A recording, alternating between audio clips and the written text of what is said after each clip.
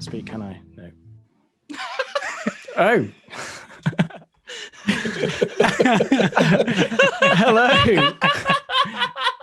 I've never. We were expecting a trailer, but I guess there's not a trailer today. Hello, my name is Joe Trier, and welcome back to the Frozen North. As you may know, a fey goddess known as the Frost Maiden has used her terrible magics to trap Icewind Dale within a powerful and deadly spell. For 2 years, the sun has barely risen, and anyone who tries to escape by land, sea, or even through the twisting underground passages of the Underdark are turned aside by her freezing power. In season 1, our heroes encountered Cockney kobolds in Tourmaline, ancient dragons near the Sea of Moving Ice, Netheress artifacts near Lonely Wood, and many, many more terrible perils. They also discovered mysterious shards of black ice called Chardalyn, scattered across the Dale, that has the power to boost magic, but also to possess the weak-minded.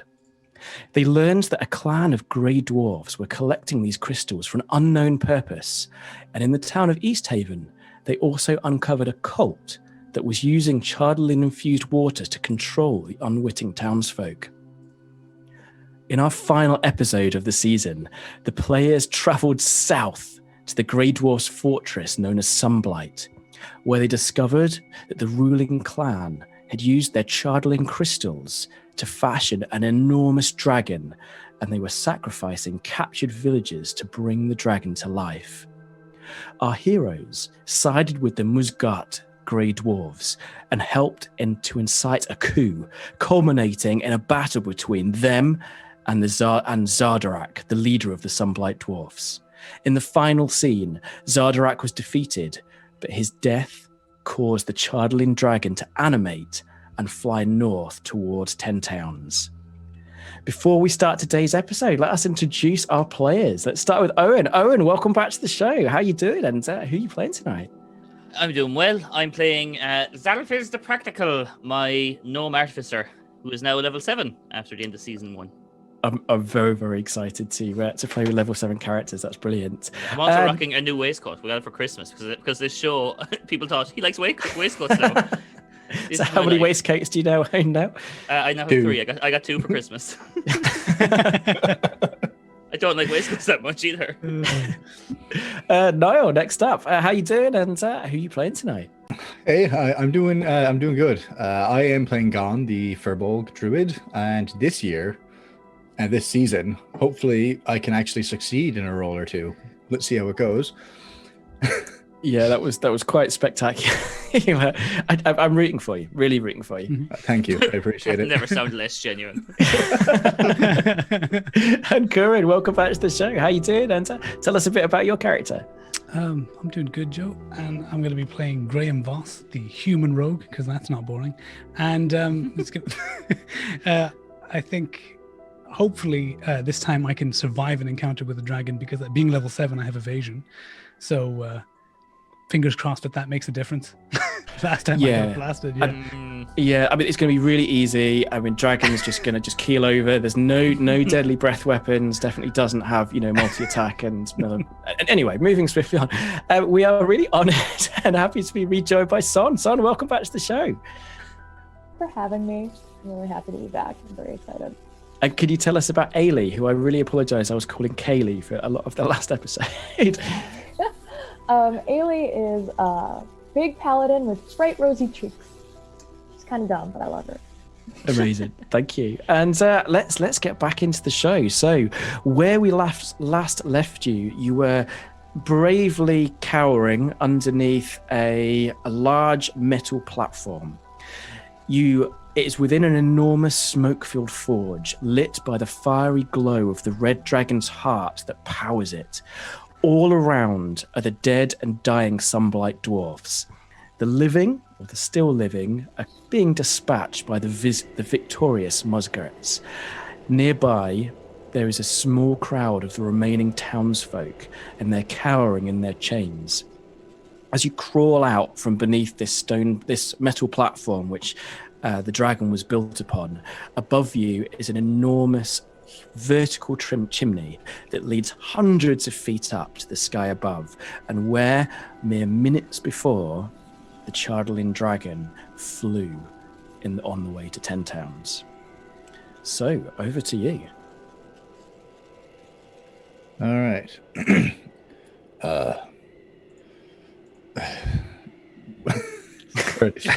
Gann's going to retire, apparently. He sounds like he's given up. I'm getting too old for this shit. We got to get out of here. We gotta. That dragon's going to destroy the Dale. We got to go help everyone. What? How could we possibly move as fast as a dragon? I can summon more eagles, but we also have to help everyone here. Is there any of the Sunblight dwarves left, or is it just the Musgard ones around now? The remaining Sunblight dwarves are being executed, and the Musgard dwarves, dressed in their heavy plate mail, many of them carrying these charred linen-infused weapons, are sort of looking at you with suspicion and with quite a lot of hostility. Graham, can you maybe try to diffuse the situation with these dwarves? I suppose I could try. Oh, wait, no, they don't speak Dwarvish. They speak Duragar, don't they? Yeah, they don't. They speak Undercommon. Undercommon. I don't think I can do that. I can try. Maybe let them know that we're not on the side of the sun. Well, they saw us kill their king, I guess, but we don't mean them any harm. Leave. Guys, I'm with Aylie on this one. I think. Guys, yeah, the whole dragon thing kind of more pressing, but like, first of all, how do you catch a dragon? Like, it's going to go way faster than us, and we don't know where it's going. It could go anywhere in 10 towns. This is not my normal voice, I don't think, either. It's kind of there. It's a bit higher, your normal one. That's enough. It'll do. It's very smoky in the cabin. You sound different. I'm stressed. It's really upsetting. There's a crowd of Musgard dwarves gathering near the entrance, actually, where Graham and Aylie, you entered. And what seems like hours, but was probably only minutes after you defeated the lord of the manor, the fortress, and you see Grandolpha Musgard, this tiny wizened dwarf dressed in long flowing robes with a foaming cup motif on the front, is coming towards you through the smoke, the fire, and the dead Sunblight dwarves. You've probably got at least a minute or so before they arrive. So you were saying something about eagles, I think? Yes, but I don't want to leave these villagers, these people behind. These dwarves will kill them. Should we try and rally them? The people who were... these are the people who were being sacrificed into the into the forge. Into the forge, yeah. So we don't know an obvious way out, myself and Gann, because we've come down through the chimney. No. Yeah. Can I shout across to the king of the Musgard? It's a queen, so she's called Grandolpha Musgard. She's it's not so much a queen, but certainly the figurehead. And she's sort of approaching, and behind her is the grey dwarf that's Aylie and Graham had rescued from the Underdark, from the Roper, again, not too long ago. As she approaches, the dwarves spread out around you, weapons drawn. And she looks you in the eye and goes, "You have delivered." That's probably not the voice I used before. "You have delivered far more than I ever expected. The Sunblight clan is completely destroyed. Zardarok," and she looks down at the kind of patch of ash on the floor, "has been destroyed, and his sons have all followed him. I now rule Sunblight. I think you are owed something." And from behind her, her son pulls forward this chest. "This is from I suppose it is our treasury. Some gifts. You may choose one before you leave. Or if you wish to stay and battle the Chardalin dragon with us when it returns in 2 or 3 days' time, you are more than welcome to hunker down with us." And the son moves forward and opens up the chest. And inside are a number of items. So she's intimated you can take one each. So there is a rapier in an icy blue scabbard. There is a case with 2 crystal bottles, each containing a glowing white liquid. There is a long, heavy staff made of a twisted, dry wood. There's a pair of bright silk boots with birds sewn onto them in golden thread. There's a silver rod with galloping horses at each end and a button in the middle. There's a small red box and a dark iron shield with a 9-pointed crown motif. You said 1 each, is it? Yes, I believe you have earned it. Thank you. Thank you. I mean, for a whole clan, 1 each seems kind of. I mean, thank you. I nudge. I just shove Xalfiz with my elbow. Sorry. Yeah, thank you. I'll take the staff. I don't even think about it. I just take it. Can I also ask? We can't stay. We have to try to save the what's it called? The fucking 10 towns? 10 towns. Yes. Everyone provides 10 towns. towns? It's so hard to remember. If only it was more descriptive in its titling. We have to try to save the 10 towns, but can you guarantee safe passage for these villagers back to the surface? What villages? And you notice that they are actually being led off in a different direction that none of you have been in. Okay. No, please. I don't want any more fighting with you or your clan, but I don't want to wipe out another clan today. yeah. Let those villagers go.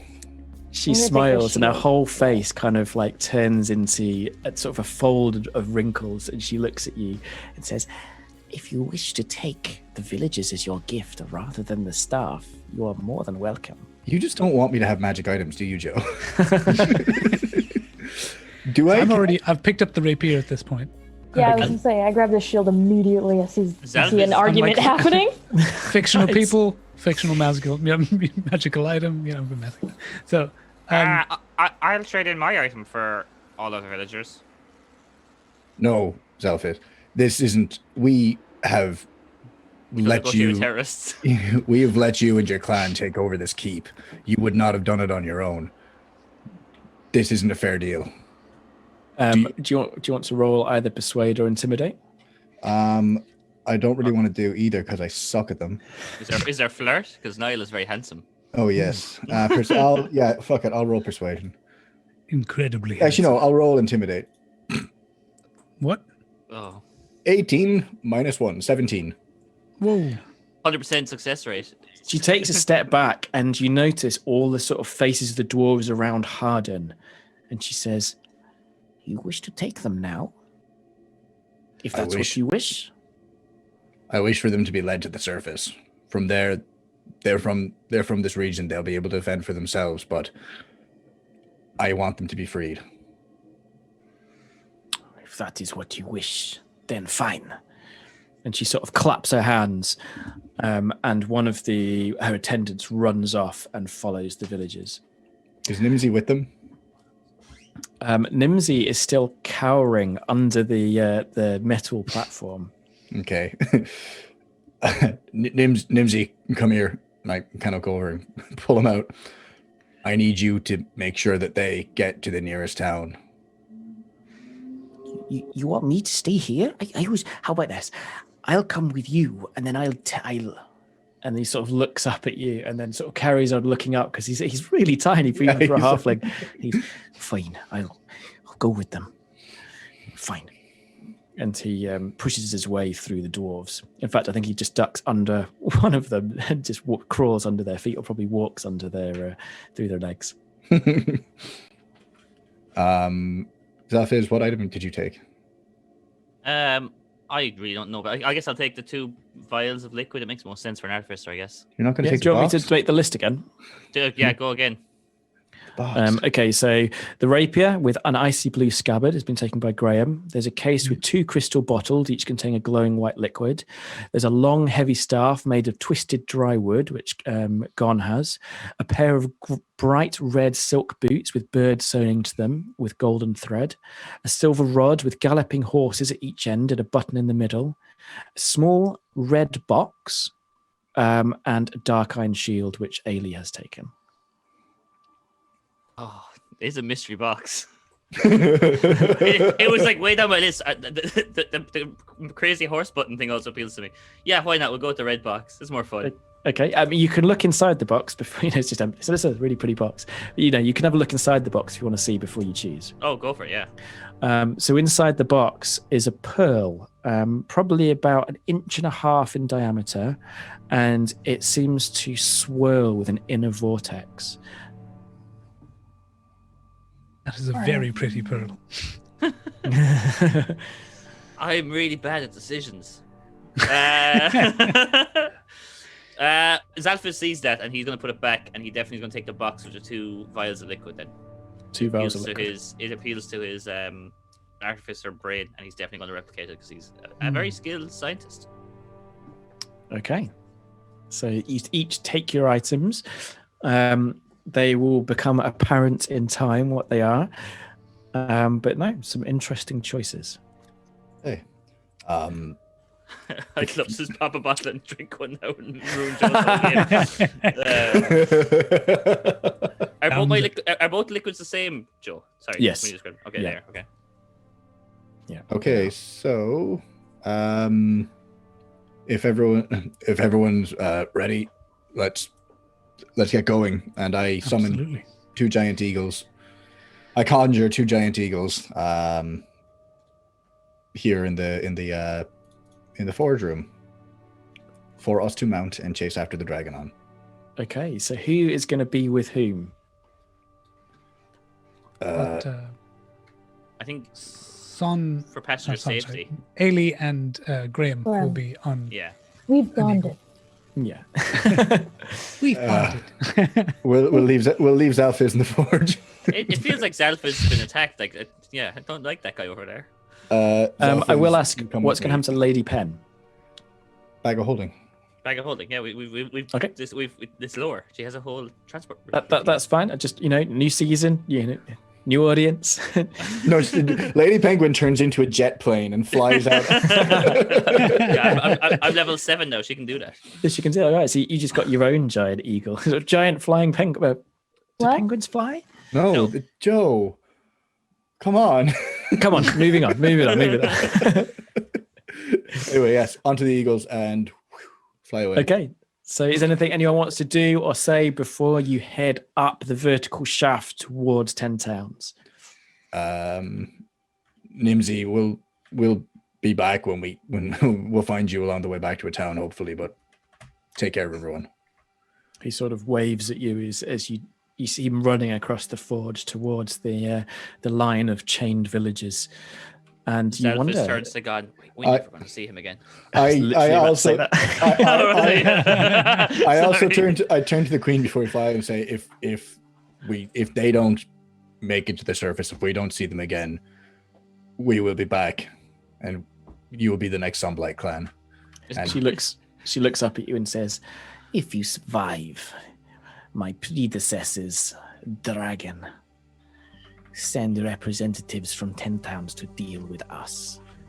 We have much to offer, and we may be in the market for buying." And then you fly up the tunnel away. Gann's Buying thinking what? to himself, buying what? Buying what? It's like a season finale of Breaking Bad we just entered. So Turn the eagle around. It must know.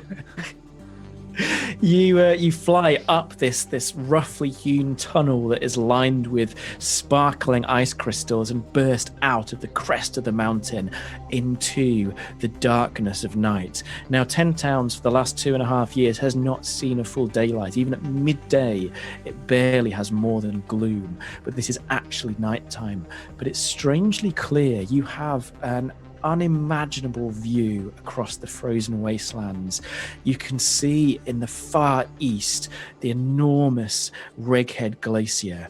To the north, you imagine that can you possibly see the sparkling icebergs of the frozen sea of moving ice? And you see in the distance to the northeast 10 Towns itself, in darkness with a few twinkling lights. And can you possibly see, miles in front of you, the Chardalin dragon lazily flapping its enormous wings towards Dugan's Hole. I'd like a very quick survival check from any of you or all of you. I'm going to start with Gann, if that's okay, because I assume that you probably have a pretty good survival. Yep, I do. It's +4, so I rolled a 11 + 4, 15. 15. Okay, that's more than enough. So to the east, where the Reghed Glacier is sort of outlined in blackness, you see what is the beginnings of an enormous storm, a blizzard of epic proportions, which is not necessarily unusual for 10 towns, but you know that this will be hitting before morning. Before morning, okay. Well, what time is it now?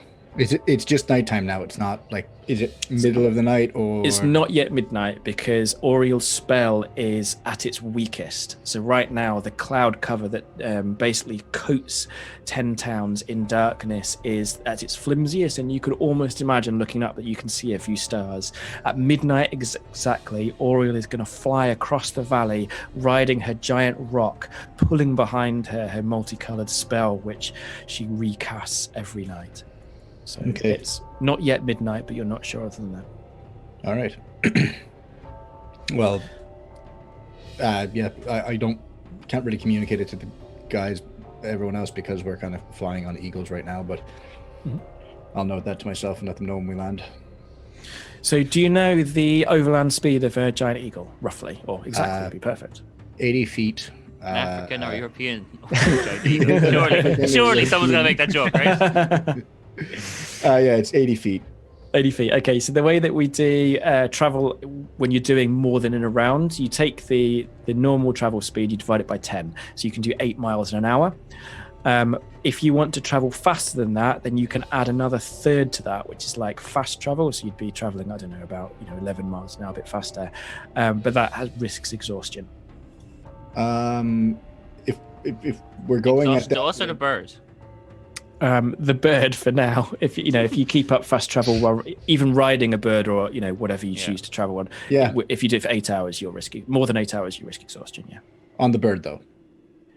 If you do 8 hours traveling, then you're fine. But if you do more than 8 hours traveling, then even if you sit on something, you risk exhaustion. Okay. Yeah. Okay. I don't want to risk exhaustion, but we'll go as fast as we can outside of that.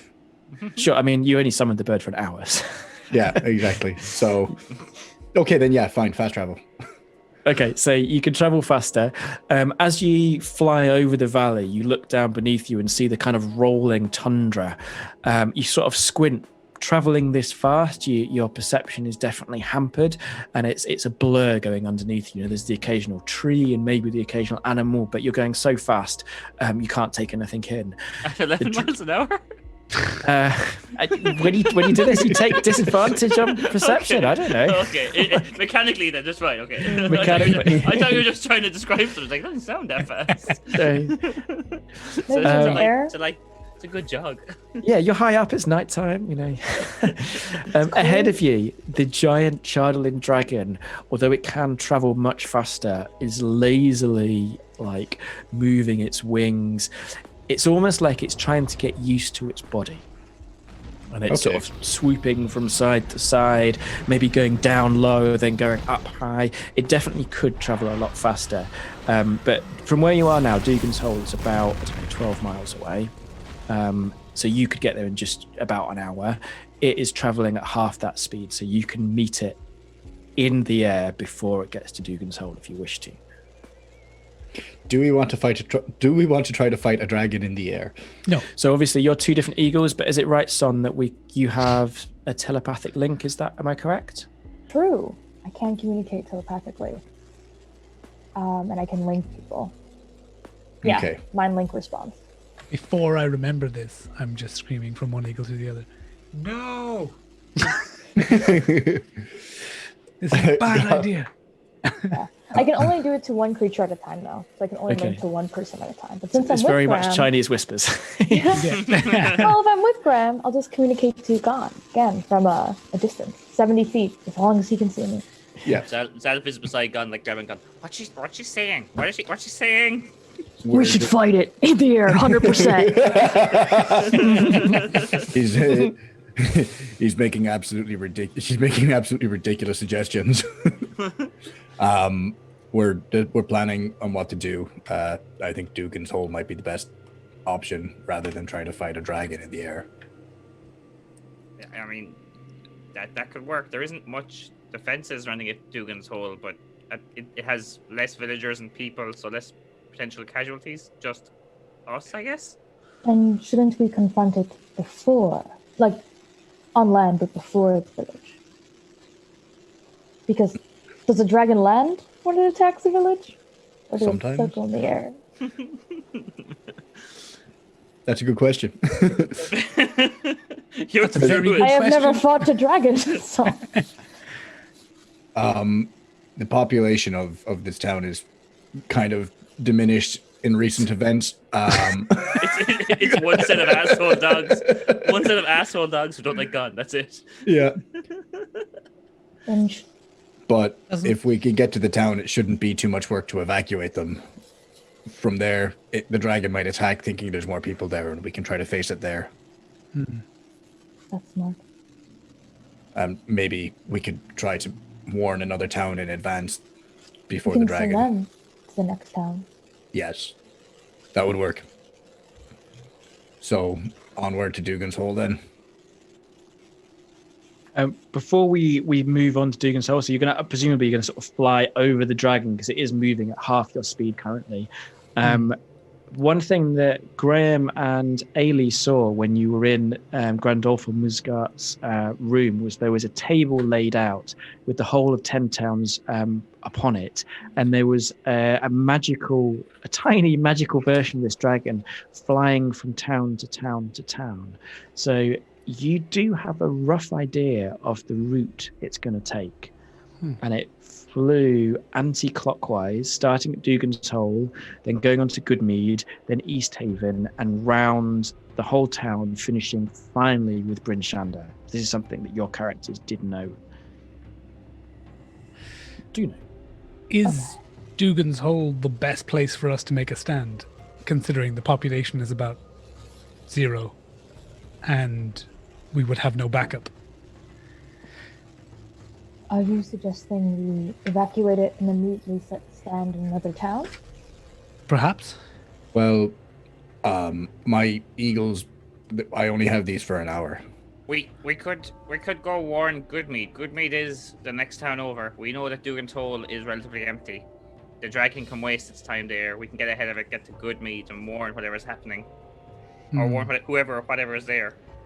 There's probably around 30 people still living in Dugan's Hole. No, I'm willing to lose 30 people. Fuck. Calculated. Xalfiz, the practical.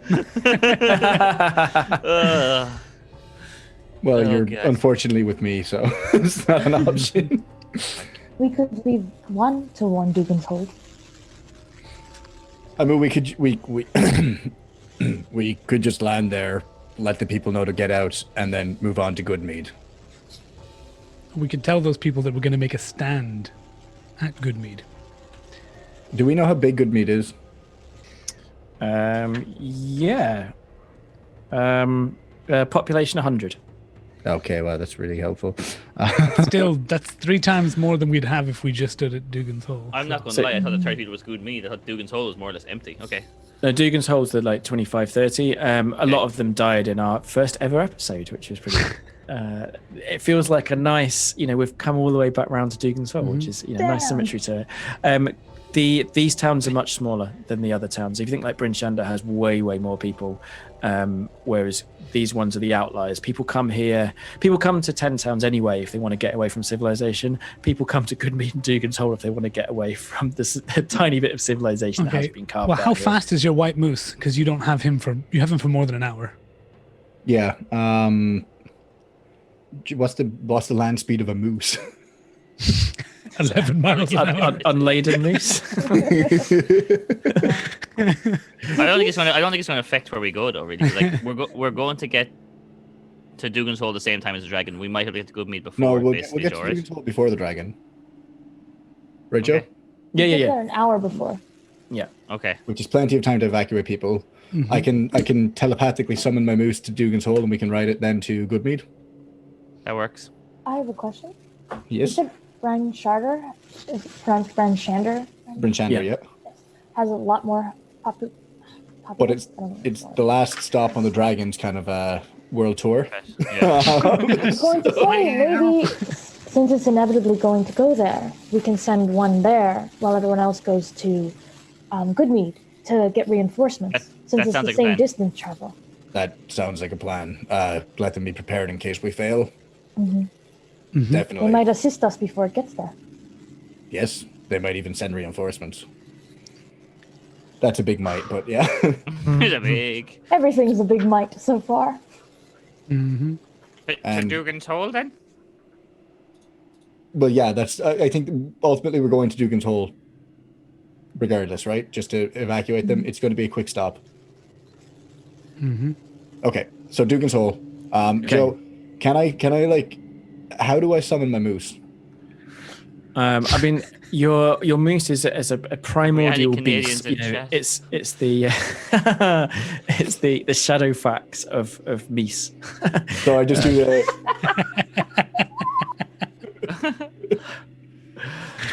You're like so Michael Knight, you've got to watch. so it's almost like the Deus Ex Machina. So if you need your moose is there within Okay, reason. I need my moose at Dugan's Hole. Okay. We need you there, bro. Okay, so you've how are you going to go by this dragon? What's your plan? So the skies are right now pretty clear. It is nighttime. Are you going to? If it's What's your nighttime, I think flying over it's probably a better option because a dark shadow up in the sky versus a dark shadow onto the snowy landscape below is probably easier to sneak by with. I think regardless Okay. of how you are, the shadows list the ground. I mean, like for the dragon Below to you, see yeah. above, yeah, it's probably less likely.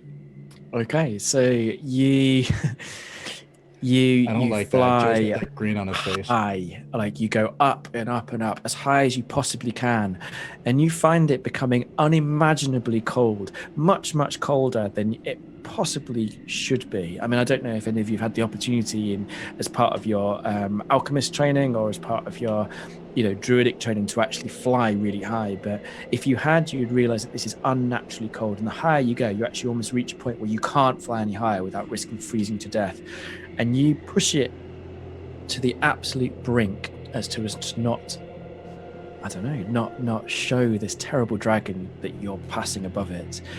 But you make it, and you fly on, and you land on the outskirts of Dugan's Hole. All the houses are completely dark. These small, roughly hewn stilt houses of dark black logs around this central speaker's house, where only months ago you fought a zombie horde. So, yeah, I suppose we're going towards the town speaker's house. Yeah. For Yep. As you land, you sort of step onto the road, and from a nearby cage, some dogs start barking wildly, and Gann shies away from it. a light sort of turns on nearby, and a rough curtain pulls aside, and you see a scared face looking out into the darkness. Does anyone want to do the talking? Dragon! I bang my shields together. Ding, ding, ding. Okay, Aylie, as you bang your shields together, the magical one that you have inherited, you've got, suddenly just leaps Explodes. out of your hands and starts like circling around you. This is a shield of dancing. It will block incoming blows and allow you to fight with a shield, but without holding the shield. That's amazing. You can have Coolest two-handed item I've weapons ever now. had. Also, very impractical for warning people. Everyone's like looking at this person who's now just. Yeah, you're trying to bang it and it's flying away from As it's like going around. Just try and hit yourself, and then it'll bang the shields together. The window that will pushes help. open and goes, a man looks out and goes, "Gone, Xalfiz, Graham, what do you say? A dragon? A dragon's here?" Dragon is coming to destroy all of 10 towns, and they're starting With Duggan's Hole, yes, right. Problems. Dragon, right. Right, everybody! And he runs into his house, and you get him shouting to his family. And he starts like banging this sort of pot, and you hear it. And as you kind of let people know through the town that something's happening, people start leaving their houses dressed in warm clothes and gathering around you. And before long, you see maybe 24, maybe 36 people, men, women, children, all dressed in hardy cold weather clothes, many of them clutching weapons, although some of them more makeshift than actually practical. And they look to the four of you for direction. So are we sending them to Goodmead, or would it be better to send them to Bryn Bryn Shander? Shander. Oh, Yeah, Bryn Bryn Shander. Shander. Yeah, okay. I imagine we sent to Goodmead. Half an hour to arrive to Goodmead, we arrive into town going, "There's a dragon coming." How annoyed would you be? Yeah. So they're going to be sending them to Bryn Shander. Okay, awesome. Joe, just while we're going, the dragon, when it came to life, did it actually change from crystal, or did it stay crystalline? So it did seem to change. So when it was like a statue, it did look like it was made out of this very brittle chandelier. And actually, I think you cast shatter on it, and it was incredibly effective. When it animated, it seemed to become living, and the crystal itself did take on something. So you're not sure if it still has that vulnerability. Just wondering why I should be telling these people to start firing rocks at as opposed to arrows, you know? Okay, so the town grumble, but you have a fantastic reputation here. You are known throughout the whole of 10 towns as the saviors of Dugan's Hole, and they will follow your advice. And they set off into the frigid darkness, heading north to Bryn Shander. What's your plan? Is my moose here? It steps out of the darkness, this enormous primordial beast towering above even Gann himself, the width of its horns almost filling the sort of tiny road between the houses, and it snorts, and you all feel the jet of warm air that it expels. Comforting. Beautiful. I don't know. This is like, it's really not hygienic. Guys, look, we need to make a plan here. I mean, there's no point in four of us running from town to town, warning people. Someone has to get to Bryn Shander's the capital, more or less. Not that there is a capital. It's the biggest town. Yeah, Bryn Shander, and then Targos is as well, almost as big as Bryn Shander, but that's north of Bryn Shander anyway. Someone needs to get to Bryn Shander, try and warn the town. Maybe they have a way of contacting the other towns or getting the word out. They have riders that can go. The rest of us can ride ahead to Goodmead and try and keep ahead of this dragon, maybe make a stand somewhere. Can we ask the town speaker if he's familiar with any way to... I can ask. What's the speaker called? I think the original speaker has died. Yeah. I'm completely misremembering, but it was from, this is September I'm trying to remember from.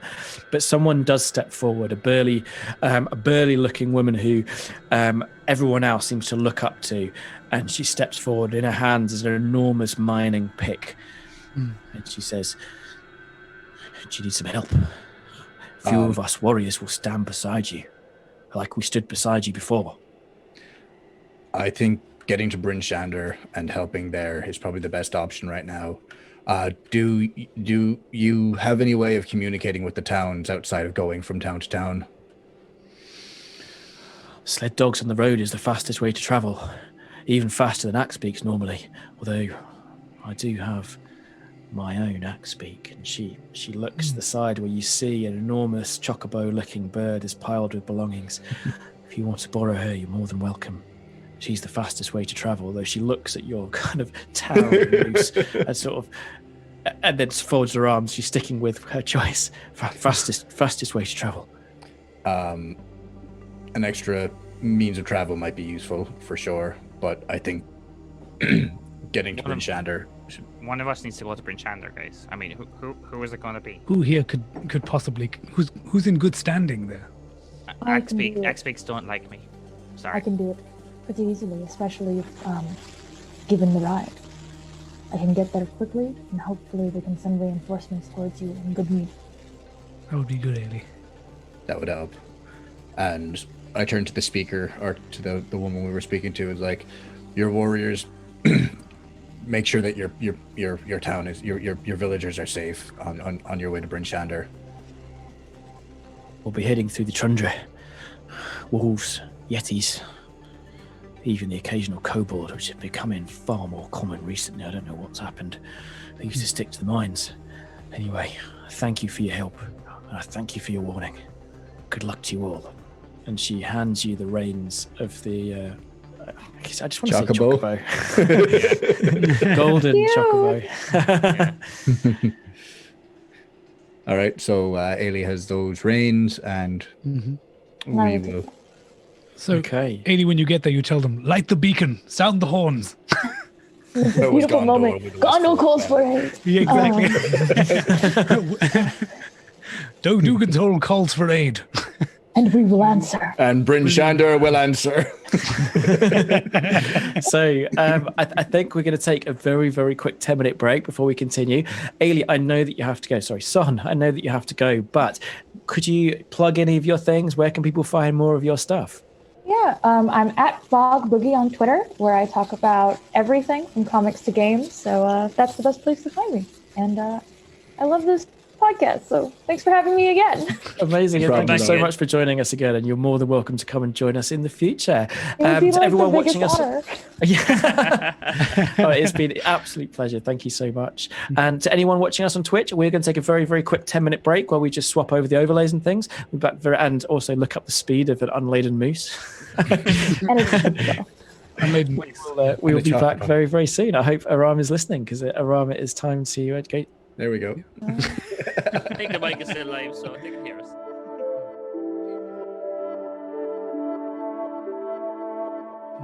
Gonna fail.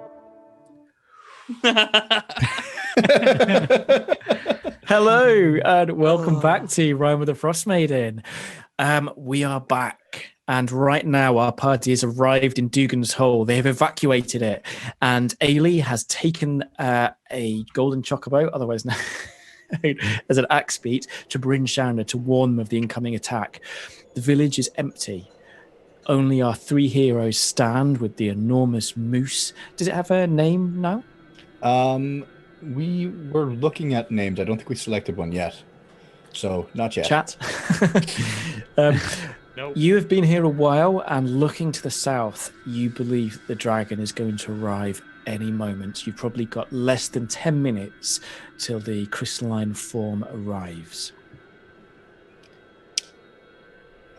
I mean, should we get going to Goodmead? Immediately. 100%. Let's get out of here. So we don't want the dragon to be on our tail for all of this. We'd rather be, making our stand at a better area. So okay, so we get up onto the back of the moose, and I say, "Show us the meaning of haste." As you are almost thrown off its back as it leaps forward, heading east towards Goodmead.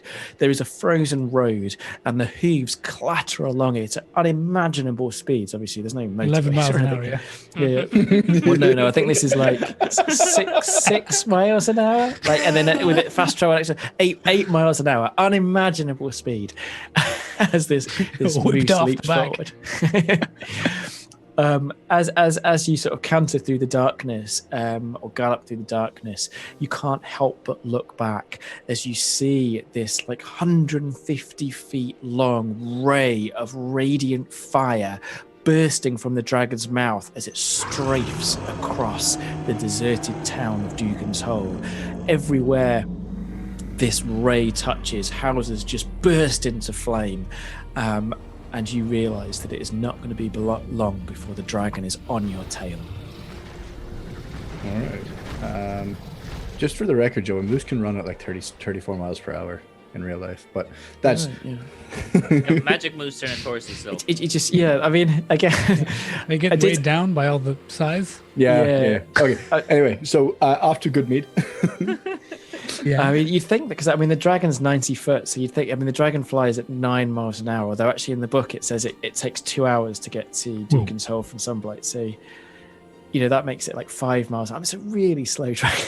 Yeah, that is incredibly slow. He could almost take 2 steps and be there. Yeah. So, but we're gonna play it by the book. And, yeah. Again, I don't want to get too much into the kind of nitty-gritty travel times of things. Yeah, it's fine. Yeah. So you fly at unimaginable speeds before arriving at the tiny town of Goodmead. The houses here are slightly better built, and you do notice that having the proximity to the small forest, they have more access to wood and things like that, and it's not like Bryn Shander or some of the other ones where they've had to dig up stone and things. These are wooden houses that have actually started to be carved, but it is in complete darkness. You don't really know anyone here. You don't know any more details other than it is a small town to the south. Okay. We'll try to find the biggest house and go there. Okay, so it doesn't take long before you find what must be the speaker's house. And what you can do, you're going to sort of bang on the door. Do you want to shout? How are you going to approach this? I think banging on the door and shouting is probably the best option. Yeah. Dragon! Bang, bang, bang. Dragon! Dragon is coming! Bang, bang, bang. Something like that. So like a minute passes, then 2, then 3, but no lights turn on within the town. Within the speaker's house. And you sort of look around and you see this dwarf coming out of the darkness. He has an eye patch and he's holding a giant axe, and he looks at you and goes, "Who be you 3?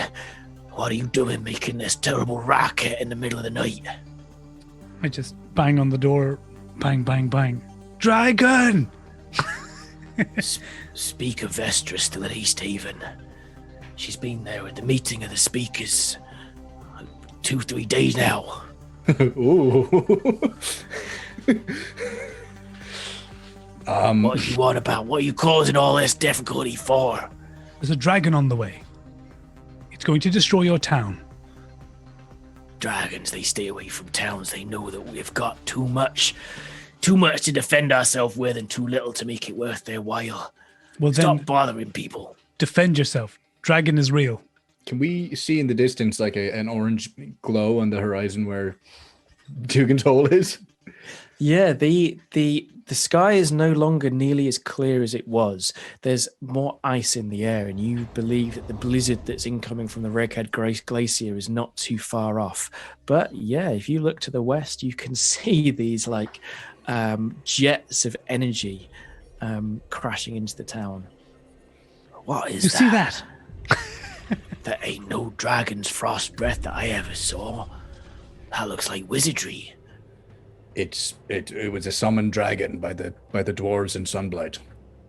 It was all part of Oriel, the Frost Maiden's greater plan to enslave the people or something. I mean, what are we to gain here by lying to you? By the way, hello, I'm Xalfiz, the practical hero of the 10 towns. You might have heard of me. He sort of squints at you with his one eye. I heard of you. I heard you're a friend of kobolds. We've met kobolds. Very common in every sense of the word. And he's sort of, I think I'm going to need either a persuade or an intimidate, or I mean, it's not a deception. I mean, you're telling the blatant truth. Yeah. I mean, I was trying to intimidate him, I guess, more than persuade, but either or. I'll try and persuade him. Look, see, never mind Xalfiz here for a minute. He's Hey. He's a bit too talkative. I rolled a 7. He isn't minding me. Look, we need to let everybody know immediately that the dragon that is destroying that town over there is going to come here next. Now, we've already evacuated that town. He looks at you and he looks over. Oh, the lights have stopped. Whatever foolish wizardry's there is obviously over. I'm going back to my bed. I'm going to try and roll my persuasion. Yeah. So 20. Okay. I hope. You like he says, I'm going back to my bed, but he's sort of like trotting fast towards his house. He's definitely believed you. Or he's definitely put some fear into him. Yeah, I'm saying there's a dragon coming. He's going to kill you all. Can I, like, is there any, like, kind of I don't know, that the town speaker's house might have like a Trebuchet. bell or something on it, like that we can just start rattling to wake Is up there the a town. beacon we could set on fire, maybe? Yeah, give me a perception check. Go on, I think you asked first. Okay. +4. Roll. What do I got? 14 + 4, 18. Oh my god. Okay, so there is both a bell, a huge bell hanging off the house, and there is also what seems to be a beacon in the center of town. Whether it's an actual beacon or just a large bonfire, you're not sure. Okay. I cast bonfire on the beacon, and then I take my new staff and I just slam the bell with it. I should probably take that back because you are all natives of 10 towns, or at least in Graham's case, you've been here for a long time. And yes, it is absolutely a beacon. So this is something that's of dire emergency, and it's usually used for barbarian invaders. So the 10 towns themselves, or Icewind Dale itself, there are numerous deadly challenges. But in terms of actually attacking the towns, the most likely is the barbarian hordes. And when they gather together under a single banner, all 10 towns need to work together to defend themselves, and that's what these beacons are here for. Mm-hmm. Okay. So yeah, we'll light the beacon, I'm assuming. Light the beacon! Sound the horns! So a lot slower than in the last town. And you realize that there's a good, 20 minutes have passed by since the fires have stopped by the time everyone gathers in front of you. And you see the kind of old dwarf who's obviously been very persuaded by Graham's extreme role going, "There's wizardry afoot. We need to leave the town. We need to head east to East Haven. Maybe we'll find help there." The dragon will overtake you if you walk by foot to East Haven. I think if we can't stop the dragon here or East Haven, Bryn Shander is going to be our last option. So it might be the best option to go there. Is there any wizard or anything in the town that could maybe communicate or get a message there or send up, I don't know, some sort of signal?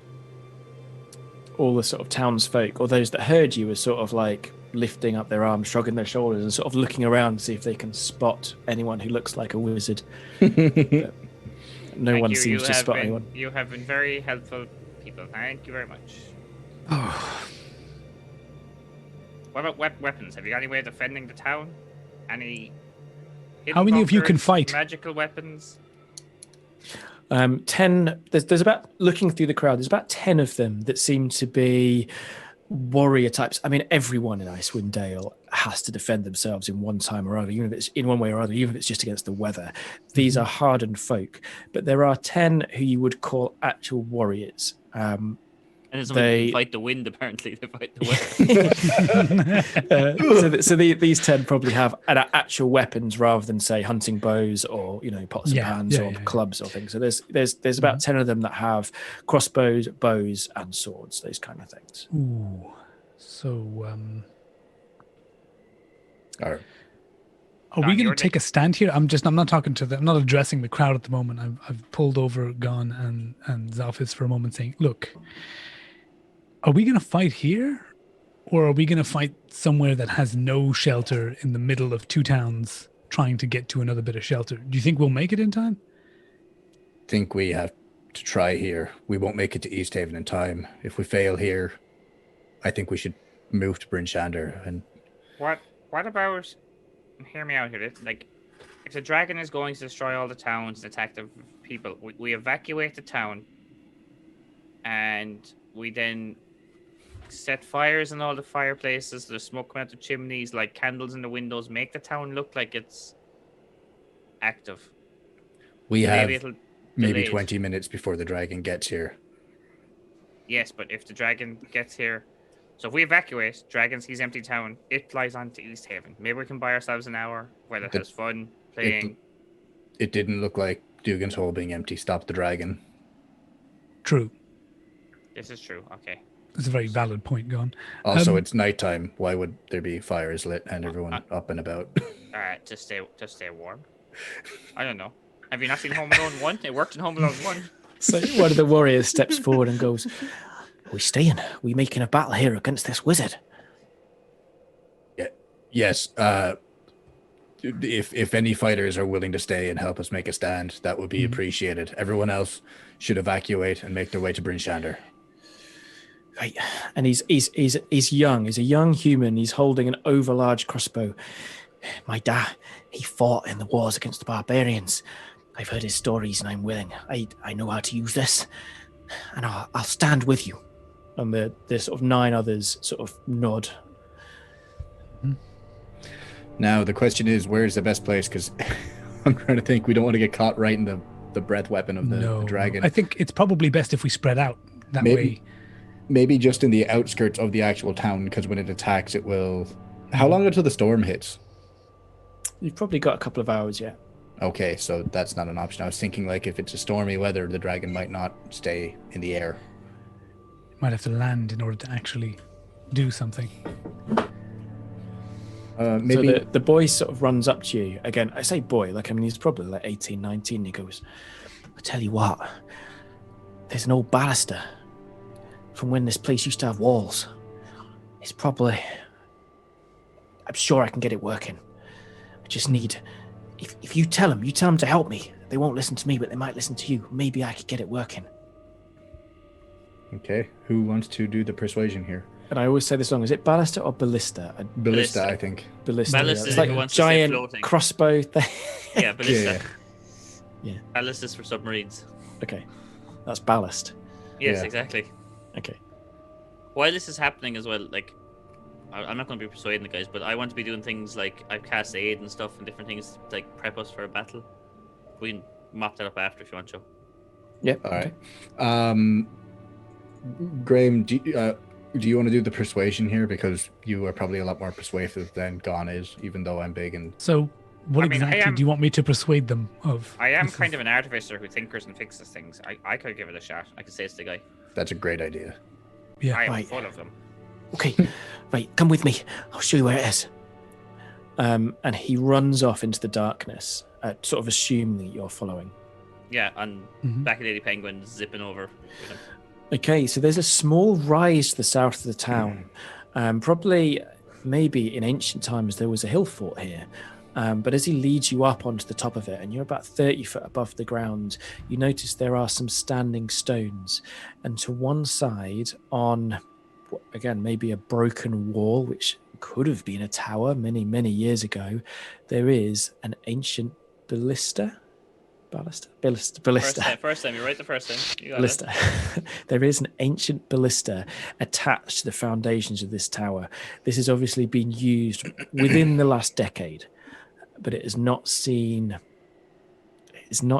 any care or attention.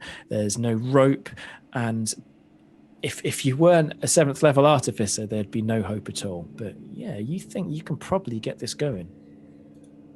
I'm going to get to work on it, and just for RP reasons, not using slots, but like I can cast grease on the hinges and different things to like get them working again and operational and moving, and just like search the area for anything. Like, do I found a part of the crossbow arm or whatever rope lying around it? What do I need to do here? I guess. Sure. I think what you've described is exactly right. Like, I'm not going to ask for any rolls. You're a 7th level artificer. You can definitely get this going. The big question is, do you want to leave it on this hill to the south of the town, or do you want to bring it in somewhere? Or I think the general that Xalfiz thinks it's a really good position where it is. Yeah, I would think so too, because if it's in the middle of the town, it might just get blasted immediately. While we're all kind of gathered around this, is it just us and that one guy, or have any other warriors come with us? No, you've got 10 people that are going to fight alongside you, all of whom have missile weapons of one type or other. I'd like to just in a 30-foot area around us, I want to just like basically pick up a handful of snow and throw it through the air and cast Pass Without a Trace on everyone, just so that we do have some sort of stealth, so the dragon may not spot us immediately. Okay, and then can you cast it over 13 people? It's over each creature you choose within 30 feet of me. I don't think there's a limit. Okay, I mean, I'll go with that. I don't have the spell open in front of me. We'll use it for now. Yeah, 30 feet. Yeah. Each creature I choose within 10 feet of me, plus 10 to all of our stealth rolls. Okay, so as the sort of snow sparkles around you that you've flung, you all seem to blend with the hillside. And there is an air of nervousness and trepidation, but there's also this air of excitement as the 13 of you gather together on this hillock with this, what is looking to be a very, very serviceable ballista. You each clutch your weapons and you look to the west, where you do see a dark shadow approaching. Are you going to leave it to Kay to man the ballista, or does one of you want to take it? I don't anyway. I don't think so, but I think while this is happening, can I cast aid on the three of us? Please? Okay. So right now, aid is temporary hit points. Is that right? So in each target gets hit points maximum and current hit points increased by 5. So you get your Okay, maximum. so it's temporary hit points don't stack. So you already have 10 temporary hit points from the blessing of your family. Okay. It's not temporary hit points. It's each target's hit point maximum and current hit points increased by 5. Very nice. Okay, that does that stacks then. That absolutely stacks. Yeah. Okay. Right. Who's taking control of the ballista? Probably the guy who wanted to use it. Okay. Yeah. And Yeah, are you all I'll- staying on this hill, or are you Not- going to spread out through the town? Maybe not spread out. I don't want to have everyone grouped in one place. I'd like to stay stay near the ballista so I can repair it or do what I need to do if that happens, right, guys? Okay. I'll stay on top of the hill. I don't want to go straight into the town, but I want to go to like kind of the outskirts, a bit outside of it, because I don't think anyone should be stationed in the actual town itself, because if the dragon comes in and blasts it, they'll be demolished, obliterated immediately. Okay. So, Gon, are you so northeast, southwest? Whereabouts are you going? So you're outskirts of town, but whereabouts? It's coming from the west. I guess between the where the ballista is set up and the actual town itself. So Okay, so further. it's probably about 50-foot distance between there, and Yeah. the others are following your lead. So they're all being very nervous. You're picking up this as the dragon approaches. There's this real nervousness. People are kind of like getting very twitchy. Most of them have kind of they've got a bow, they've got it drawn. People are fiddling with the crossbows. They're kind of fiddling with the release mechanism as they see this enormous Chardalin dragon flying out of the darkness. It is an enormous creature. The Chardalin crystals, blacker than night, seeming to actually absorb the darkness, but deep within its chest is a burning fire, which travels up its neck and into its eyes, which flare with this terrible radiance as it opens its maw, and 150 feet burst of fire of powerful magical radiance launches forward, and where it hits the ground it tears apart anything it touches. Buildings explode and people gasp. You realize that they are about a second away from running. Xalfiz, Graham, you're right there. Is there anything you want to do? Probably try and reassure people. I'm going to say, Xalfiz is going a very different route. Guys, there's no point in running. You can't outrun it. It's faster than you on foot. Your only hope is to stand and fight. Otherwise, you're going to die horribly regardless. Is that swearing? I've got it. I'm going to fire this. And you can see he's trembling. He's holding the ballista sort of release mechanism, and he's kind of aiming it at it. Hold. You need to wait for it to get closer. Once it's aware of you. Okay, it's getting closer and closer and closer. Its mouth still open. This burning fire jetting from it. The timbers and debris from the town flying up into the air. It's probably only 30 foot high at this moment, and the broken shards of the houses and buildings are actually nearly reaching it.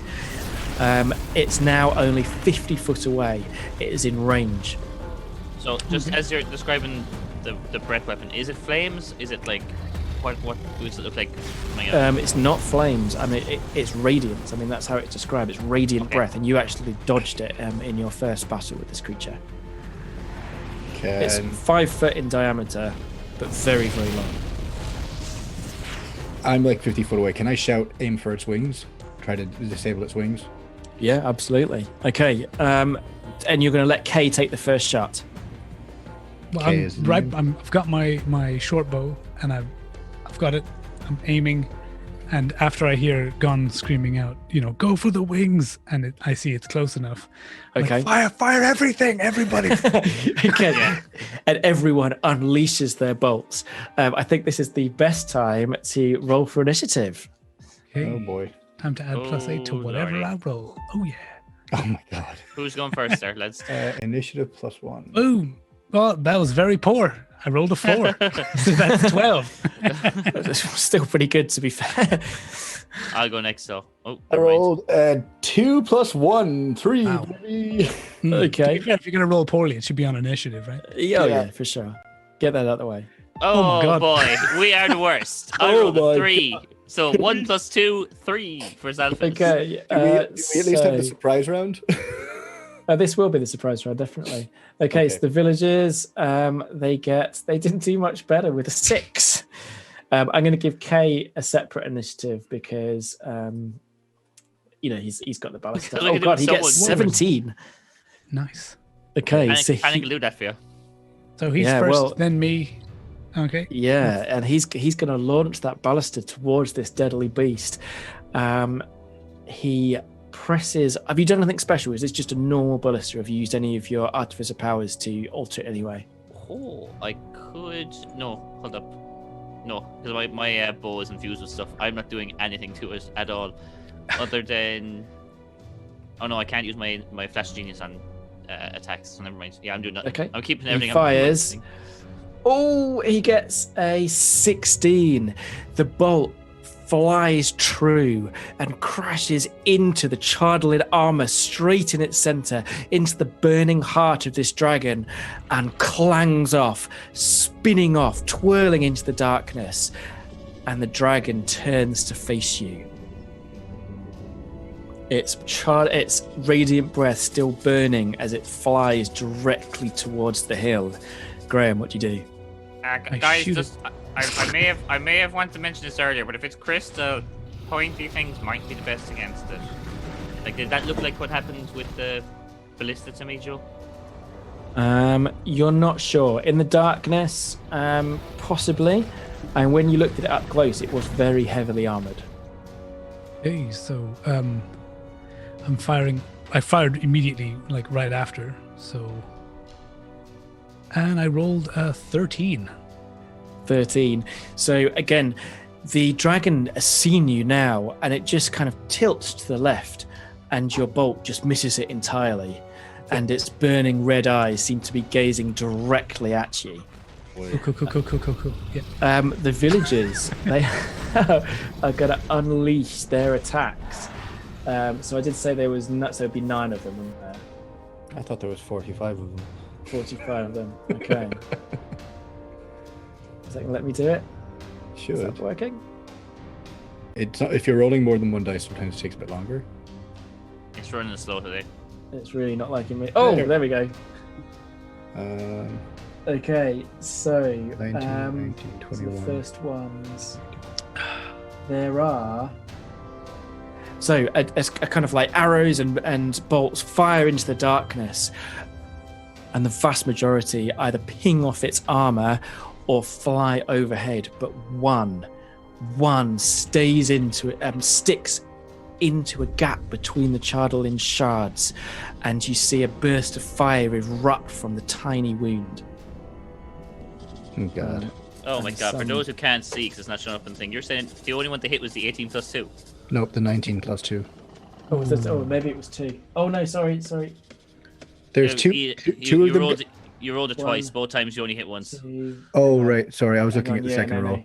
No, I completely mistake that. No, because I rolled twice. It's confused me. So there's actually 1, 2, 3 hits, 4 hits, 5 hits. No, actually 5 hits. That was actually quite a good. Okay, Sorry. you didn't add the plus 2 to all those rolls. Oh, thank God. Yeah, okay. Oh my God. So although many of the bolts fly off or fly by, 5 bolts stick into it, pin-cushing in through the armor, finding gaps between the Chardalin crystals, and where they break through, small jets of fire erupt. So let's just do some quick damage there. That doesn't Okay, reassure me anymore. All we know is that 18 hits us. Yeah. Oh boy. Okay, so for a total damage of 21, and it roars in agony. and flies even faster towards you. So, Gann and Xalfiz, you both have the same initiative. Is that +2 to each of their attacks? Yeah. So it should be more than 21. What should be more than 21? What? Because it just added 2 onto the 5d8. Oh, yeah. Oh, okay. No, you're absolutely right. Yeah. So Yes. it should be another Plus 8 more. 3, 4, another So 8. 29. So 29. Okay, cool. Thank you. If I go out, Yeah. Who has the highest dexterity, Xalfiz or Gann? Well, I got a 1 on my You got a initiative, 1. so Oh, then Gann all Yeah. the way.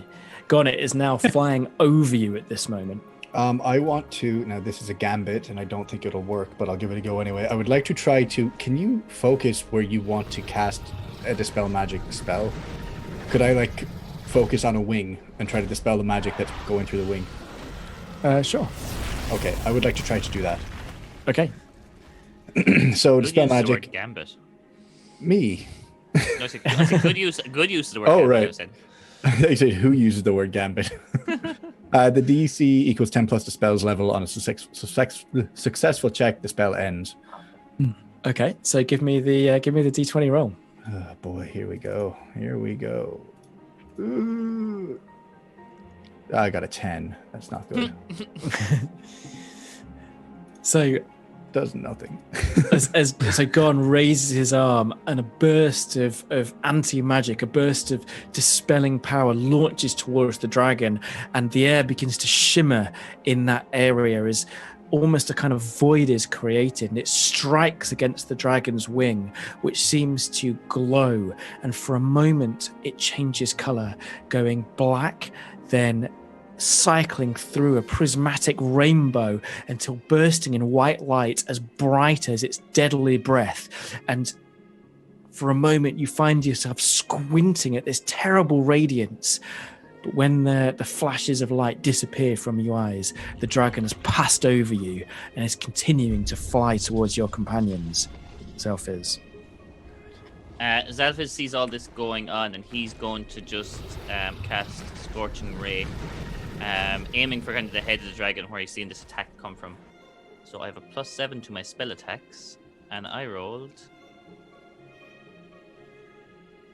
18 + 7, 25 hit. Nice. Wow, that is absolutely a hit. Yeah, tell me what happens. So 3, basically he holds up his crossbow because that's his arcane focus, and he is going to aim at the dragon. You see the head of what the magical arrow on top of it just light up, and from it does 3 consecutive bolts in a row fire at him. And we're going to roll 2d6 by 3. 1 second. Oh, hold on. Have a repeater That's bow. not right. Ignore that. That wasn't right. Sorry. It bugged out on me. Why are you not working for me, game? Whoa. No, It's been a bit slower today, isn't it? It's lagging real bad. So, 66 fire damage is what we're going. Here we go. There we go. There we go. Ooh. Oh my god, I rolled 3 6s, a 3, 2, and a 4. 27 total damage. That's 27 good. damage. Very, Is very that like? nice. Is very nice. So it's fire damage you're taking. Okay, that's right. Okay, so the dragon flies towards you, and when you look closer at the kind of pinpricks where the bolts and arrows have struck into it, you see that it doesn't seem nearly as damaged as what you thought. Where they've kind of wormed in between the cracks, hardly any damage has been done, and in fact it actually is resistant to all normal forms of damage. But where your blows have struck, you've actually torn out huge chunks of Chardolin, and the fiery damage you've done is true. So how much damage was it in total? 27. Sorry. 27. Okay, nice. You actually have damaged it quite badly, although this gigantic beast flies on. Okay, I need all of you apart from Gann to make me a dexterity saving throw. Very cool. Very cool. Yeah. This isn't good. As the radiant breath flies over you.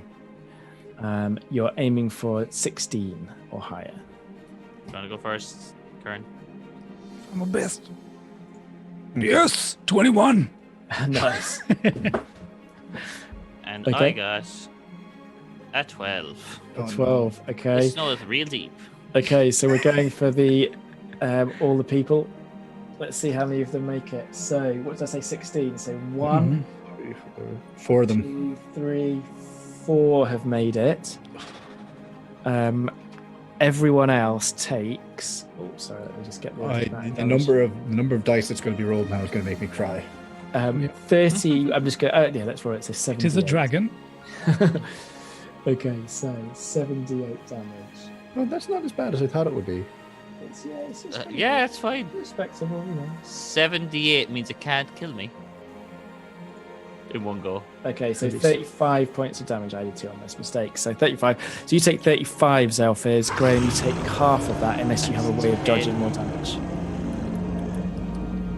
How much do we say? 35. Okay, that's 10. Oh, fuck. So half rounded down would be 15. So 17 points of damage, Graham, unless you have a way of dodging damage. Wait, I thought I had a successful deck, so I take half. You take 17, half. is it? Yeah. You can use your dodge and stuff as a rogue to have that again. Whatever you have, evasion, all that stuff. Think about it.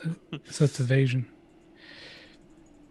Okay, so as the dragon passes, well, you work that out. As the dragon flies over you, its breath winks out, and you look around, and there is only 4 people standing where they dived for cover.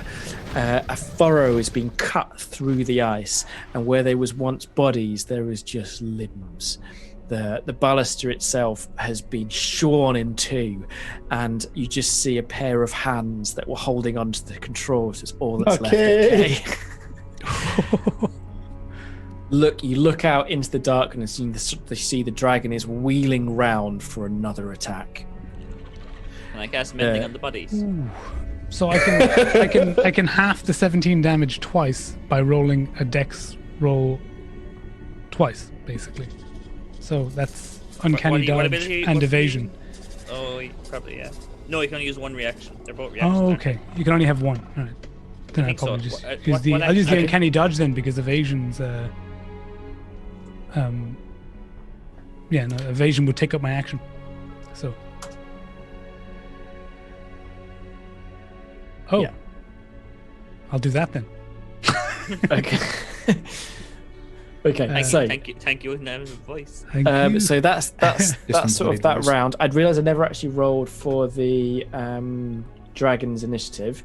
The 4 people that are with you are on the edge of panic. In fact, I think unless you can do a successful Intimidate or Persuade, they are actually going to run.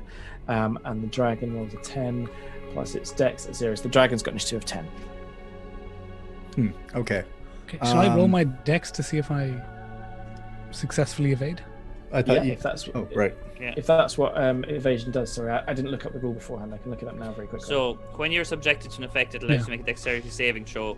To take only half damage, you instead take no damage if you succeed the saving throw. So you've already succeeded on the saving throw when it first attacks. Okay, right. So now you take 0 damage. Yeah. All right. Yeah. Cool. Yeah. You're welcome.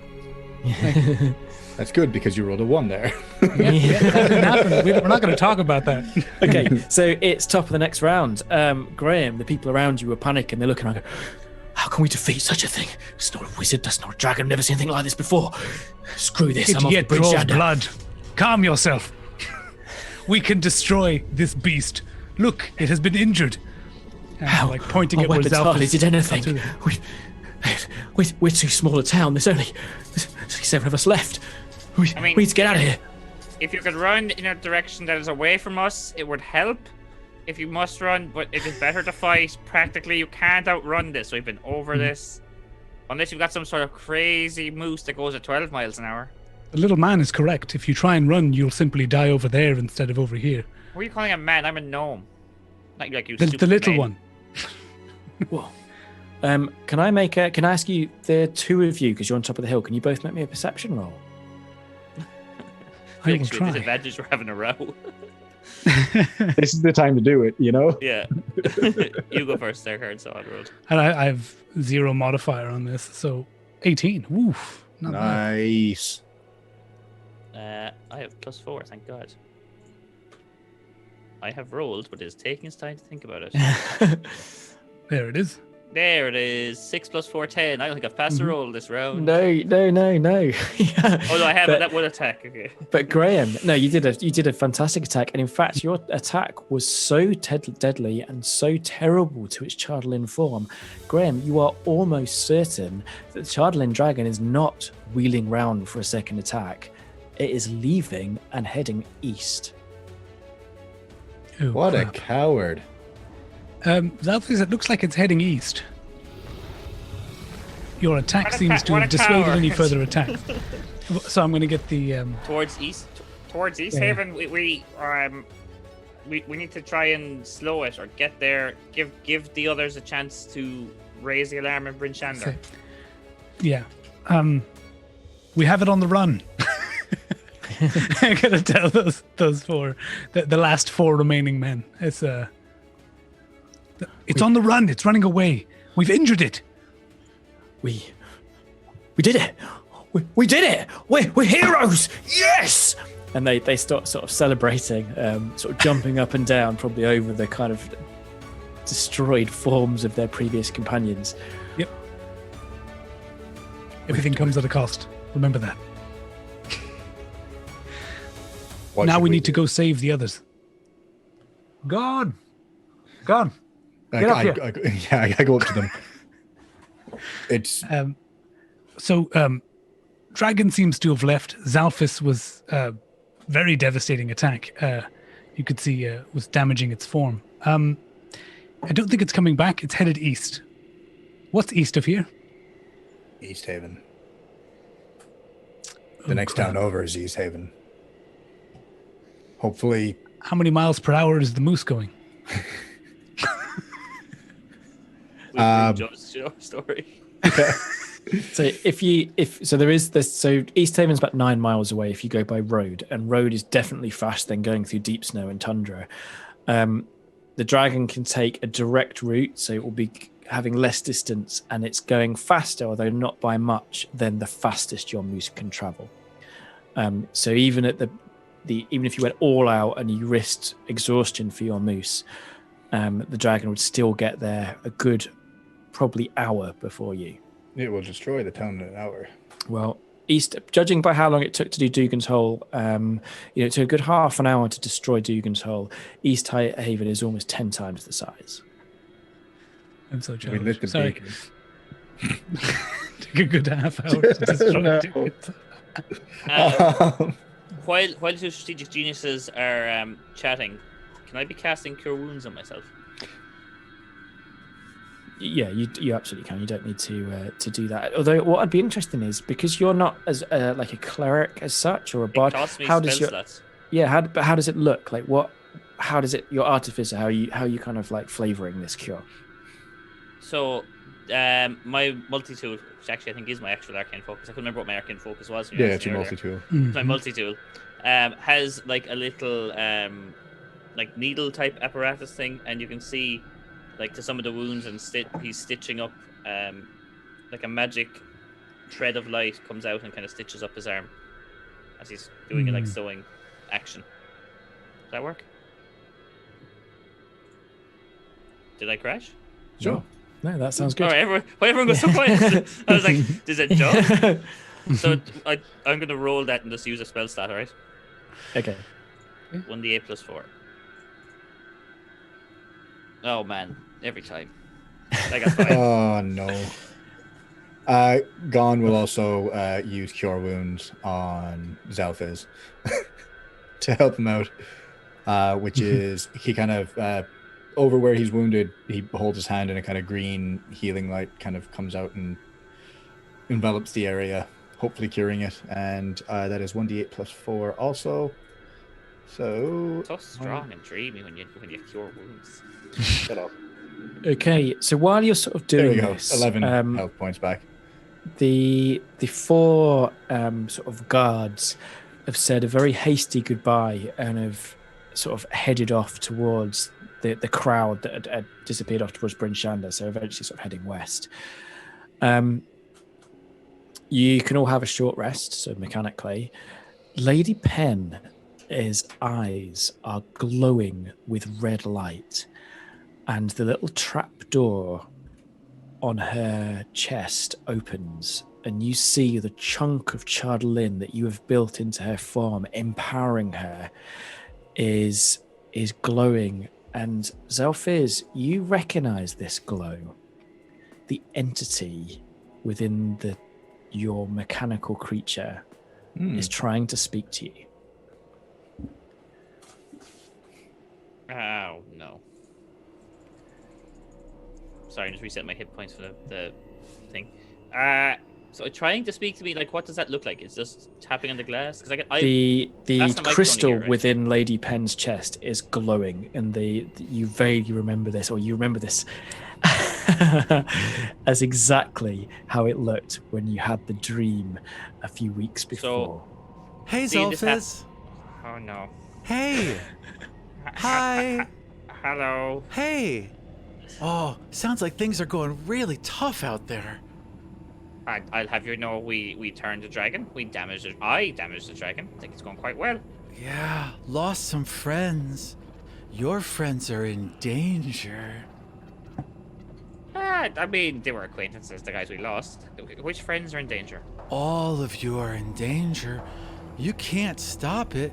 You'll never be able to stop it alone. Okay. Agreed. It's a good point. What are you hinting at? What are you suggesting here? Oh, I could feel it. It's made out of me. Well, not me, but kind of me. Like me. I could feel it resonate. I could feel the hum. Maybe if you added me to it, I could help calm it down. Maybe even control it.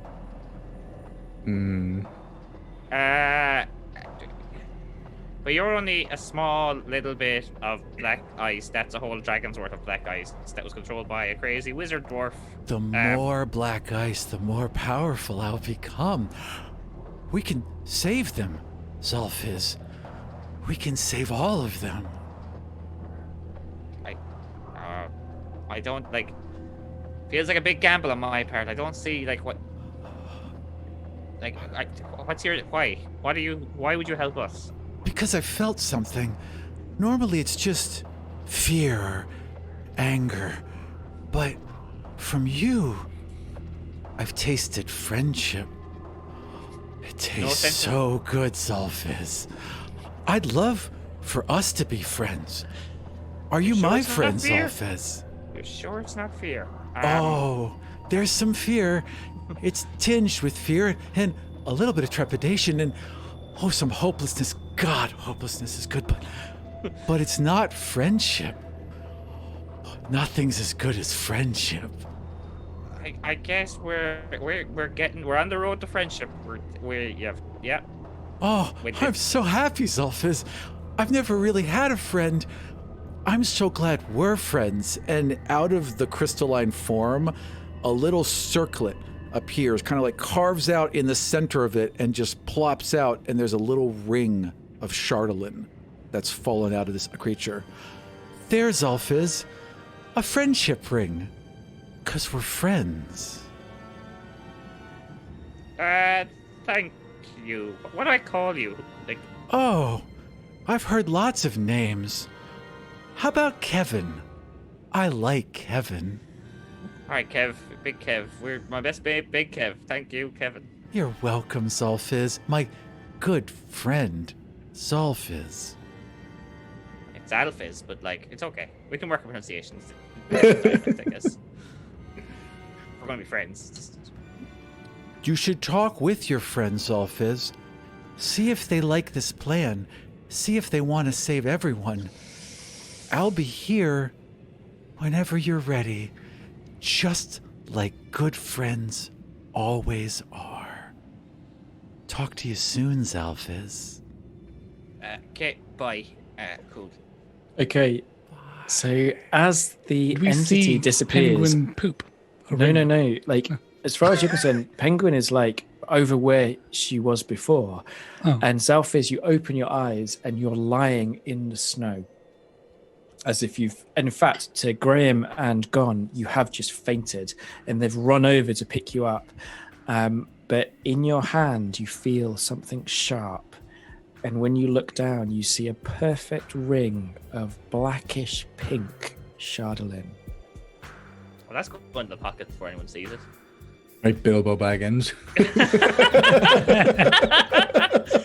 If we take one more step, this is the furthest out of 10 towns I've ever been. We have Shadowfax, we have the One Ring, we've got Smog.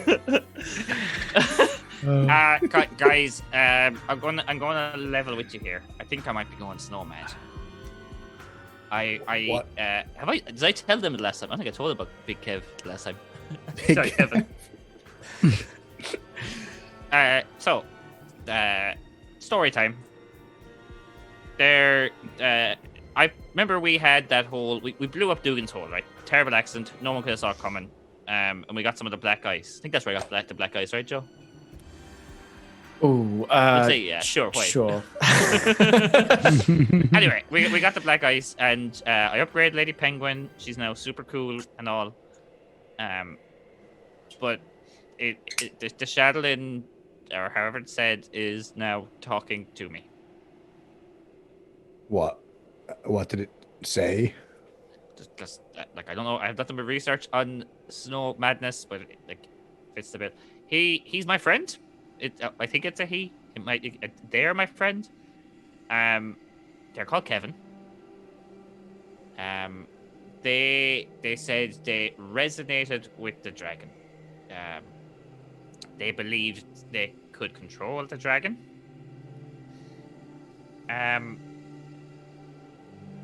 Yeah, that was the gist of it. It assumed we're friends. I am terrified of it because it was a mini nuke in, well, not it, but that piece of dark ice was a mini nuke in Dugan's Hole. The whole cult with the weird statue transported us to a fort with a crystal dragon in the mountains. But it's worth saying that weird cult where people were drinking Chardonnay infused ice is in East Haven, where you're about to be going. Oh yeah, yeah. Oh no. You remember with that asshole paladin that thought I was an idiot? I'm not sure if Lindy was Lindy's character paladin. She probably was actually, wasn't she? Yeah. I know she was a Goliath. She had a warhammer and was a big Goliath. I assumed. What else would you play? Look, like I'm gonna like tap on.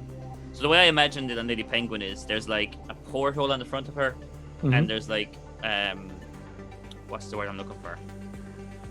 Little pins. I can't think of the word of properly. Like into this Shardlin shard that's powering her more or less. Like this thing, and I'm gonna tap on the portal saying, "That's what talks to me." Hi, Xalfiz. Xalfiz shakes his head. Oh dear. I don't know what to make of this. Like, if we're all going to die, or if you're dead and I'm gonna die, that's not my voice anyway. Then I'll maybe last ditch effort try and control it with. But it seems kind of. I mean, look, you shouldn't assume anything is evil, but definitely if you're like, gun to my head, betting man, not a good dude, Kev.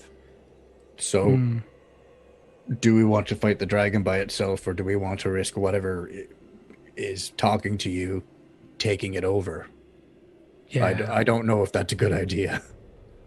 I'm not saying it's a good idea. I'm not even sure it's an idea. Like could be snow madness. Might even be a real thing. Just say it.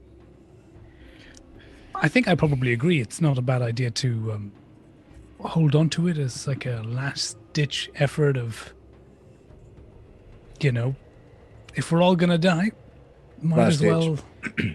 Just so we're clear, I know it sounds crazy, but you're not gonna leave me behind now thinking this guy's crazy and gonna kill us, or like it still makes sense, right? Like it's magic. We've had some issues. Yeah.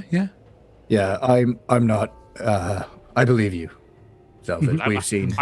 I've got nothing to hide as he plays with the ring in his finger in his pocket. I'll never leave you, Xalfiz. I'll always be here. Regardless, we've got to get moving to East Haven. Immediately. I don't think these men are going to come with us, but most of their town has been saved, so maybe they can catch up to the others and come back. Cool. On the ride over, Joe, can I inspect what these two vials in my fancy mahogany box are? Yeah, do you want to give me an let's go Arcana roll. I can do that. That's a +4. Sure. With my Arcana, I rolled a 19. Oh my god, nice. So you're almost certain they are not the same, but they share similar properties. So although they both look milky white, you think one of them would enable you to fly. You think the other one is a weaker version of that and would allow you to feather fall. Feather fall and flying. Cool. Yeah, So I thought you were going to say, you're fairly certain this is anti-dragon serum. And don't. So can I just add a potion of flying and potion of feather fall? Yes, you can. If he gave our moose the potion of flying, Then we're all flying on horses. The moose back. that would be amazing. Can I also inspect the staff that I took? Yeah, sure. In fact, you feel that you've been as you've been holding it, you've been what's the word? Attuned. There you go. You've been attuning with it. So it's a staff of withering. Okay, what the hell is that? It's like talking to you, Niall. Way. So I'll let you look at that while I describe the next scene. And Graham, if you draw your rapier, it burns with a silver fire. Okay, so I'm assuming that's additional damage of some kind. It is, and it's very, very cold. Like just having your hand near the blade almost hurts. Okay. Because I can't find Don't a potion touch. of feather fall, Joe. I'm going to just add a ring of feather fall and I'll remove it when I use it, right? Okay, sure. That sounds good. You fly through the darkness at unimaginable speeds, 8-9 miles an hour down the road. And you see in the west, the direction you're heading beyond East Haven, the gigantic wall of storm. As you reach the halfway point, you look up and you see the miasmic color above of the Frost Maiden upon her giant rock, flying through the darkness, pulling behind her the veil of her spell, which casts 10 towns into her purgatory, which she casts every night at midnight. She flies over you at unimaginable, again, like 12, 13 miles an hour, disappearing off into the darkness. Could I take a shot at her? No. She's very high up. You'd have to use the milky liquid to fly up high. Anyway, from this distance, you can see East Haven. There is no sign of the dragon, and there is no sign of any damage. The town is in darkness. But it was definitely going towards East Haven. It wasn't going more north or south, was it? Oh, no, definitely towards East Haven. And actually, as you were kind of galloping towards it, you even saw it heading in this direction before you kind of lost its form as it sort of blended in with the background of the storm. Xalfiz, ask your robot, can it sense this dragon? This is weird. I don't see anything. Look, the penguin isn't the creepy thing, it's the weird glass. Okay, look, let's get it right. Well, we're asking, just have a chat with Okay, it. look, it's not something I really control, but I'll try. Again, try not to give away that I have a ring in my pocket. I'm going to hold the ring within my fist and close my eyes and then out loud go, Kevin? Yeah, cool. Kevin's busy at the moment, guys. I don't think he can help me out. I'm right here, Xalfiz. Hello. Hi. Xalfiz gets visibly just tenses up. Can I talk to your friends? You can try. How? Just open her up. Show me to them. I'd love to meet them. I've heard so much about them. Open Lady Penguin up? Yes, please. So, he turns to the two guys. Kevin wants to meet you. Meet us. Just be careful. This is like I said, creepy. Might be a trap. So I'm gonna walk over to the front of Lady Penguin, and like a porthole on a ship. There's one of those winged bolts or winged nuts that you unscrew, and there's that holds a latch against it that swings open. Do you know what I mean? Yeah. So Kevin, for the listeners at home that can't see the amazing overlay that you've created, what do Gann and Graham see? I think that they see it.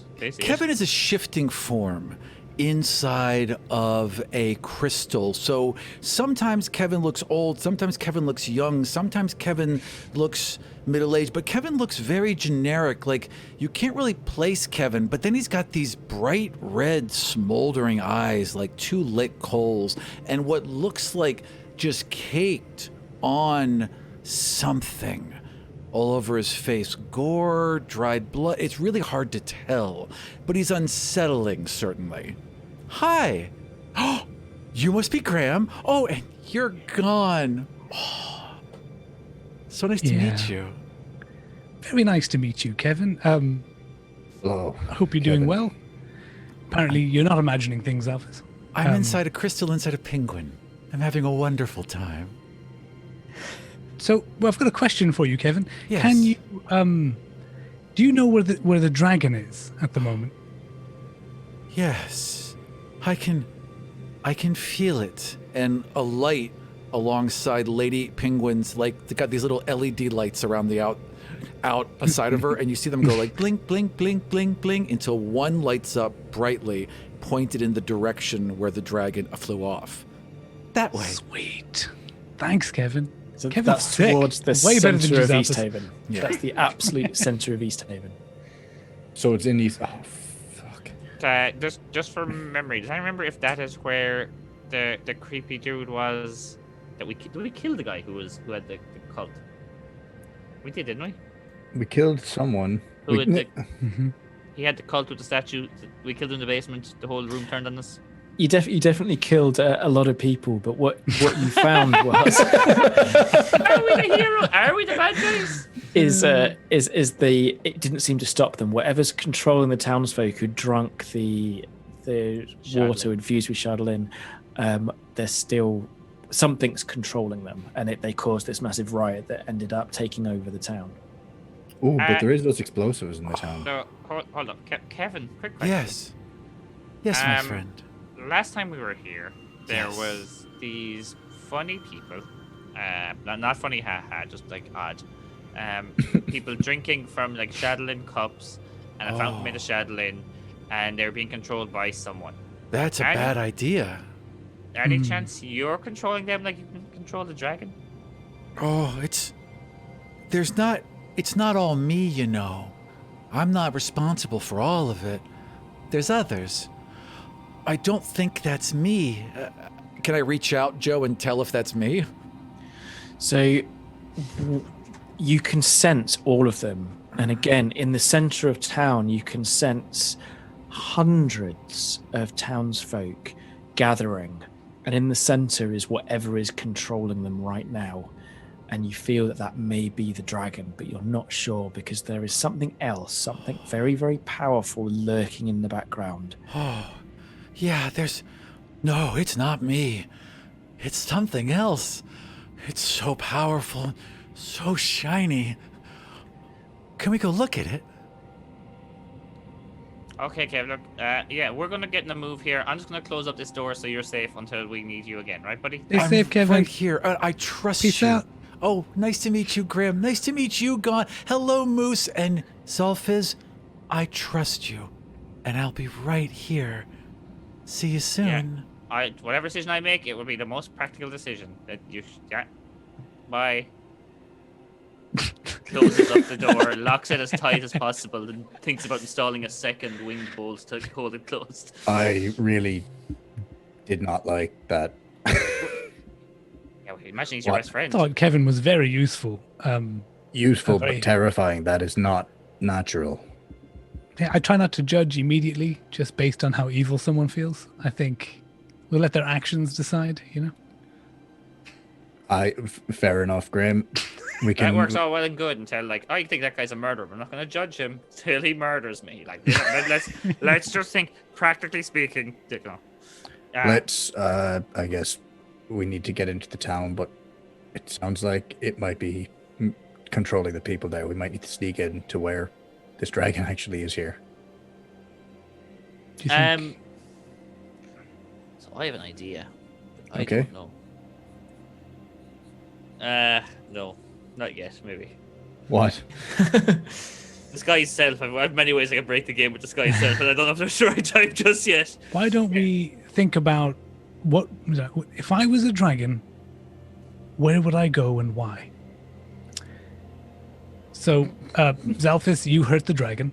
Dragon said, "Ooh, ow, I'm hurt. Right, let me go get Dragon him somewhere." the dragon hospital. Is it the dragon hospital? Is the logically that's the most sense. No. I would think imagine he's made of chardlin. He's probably gone to that chardlin statue that we shattered.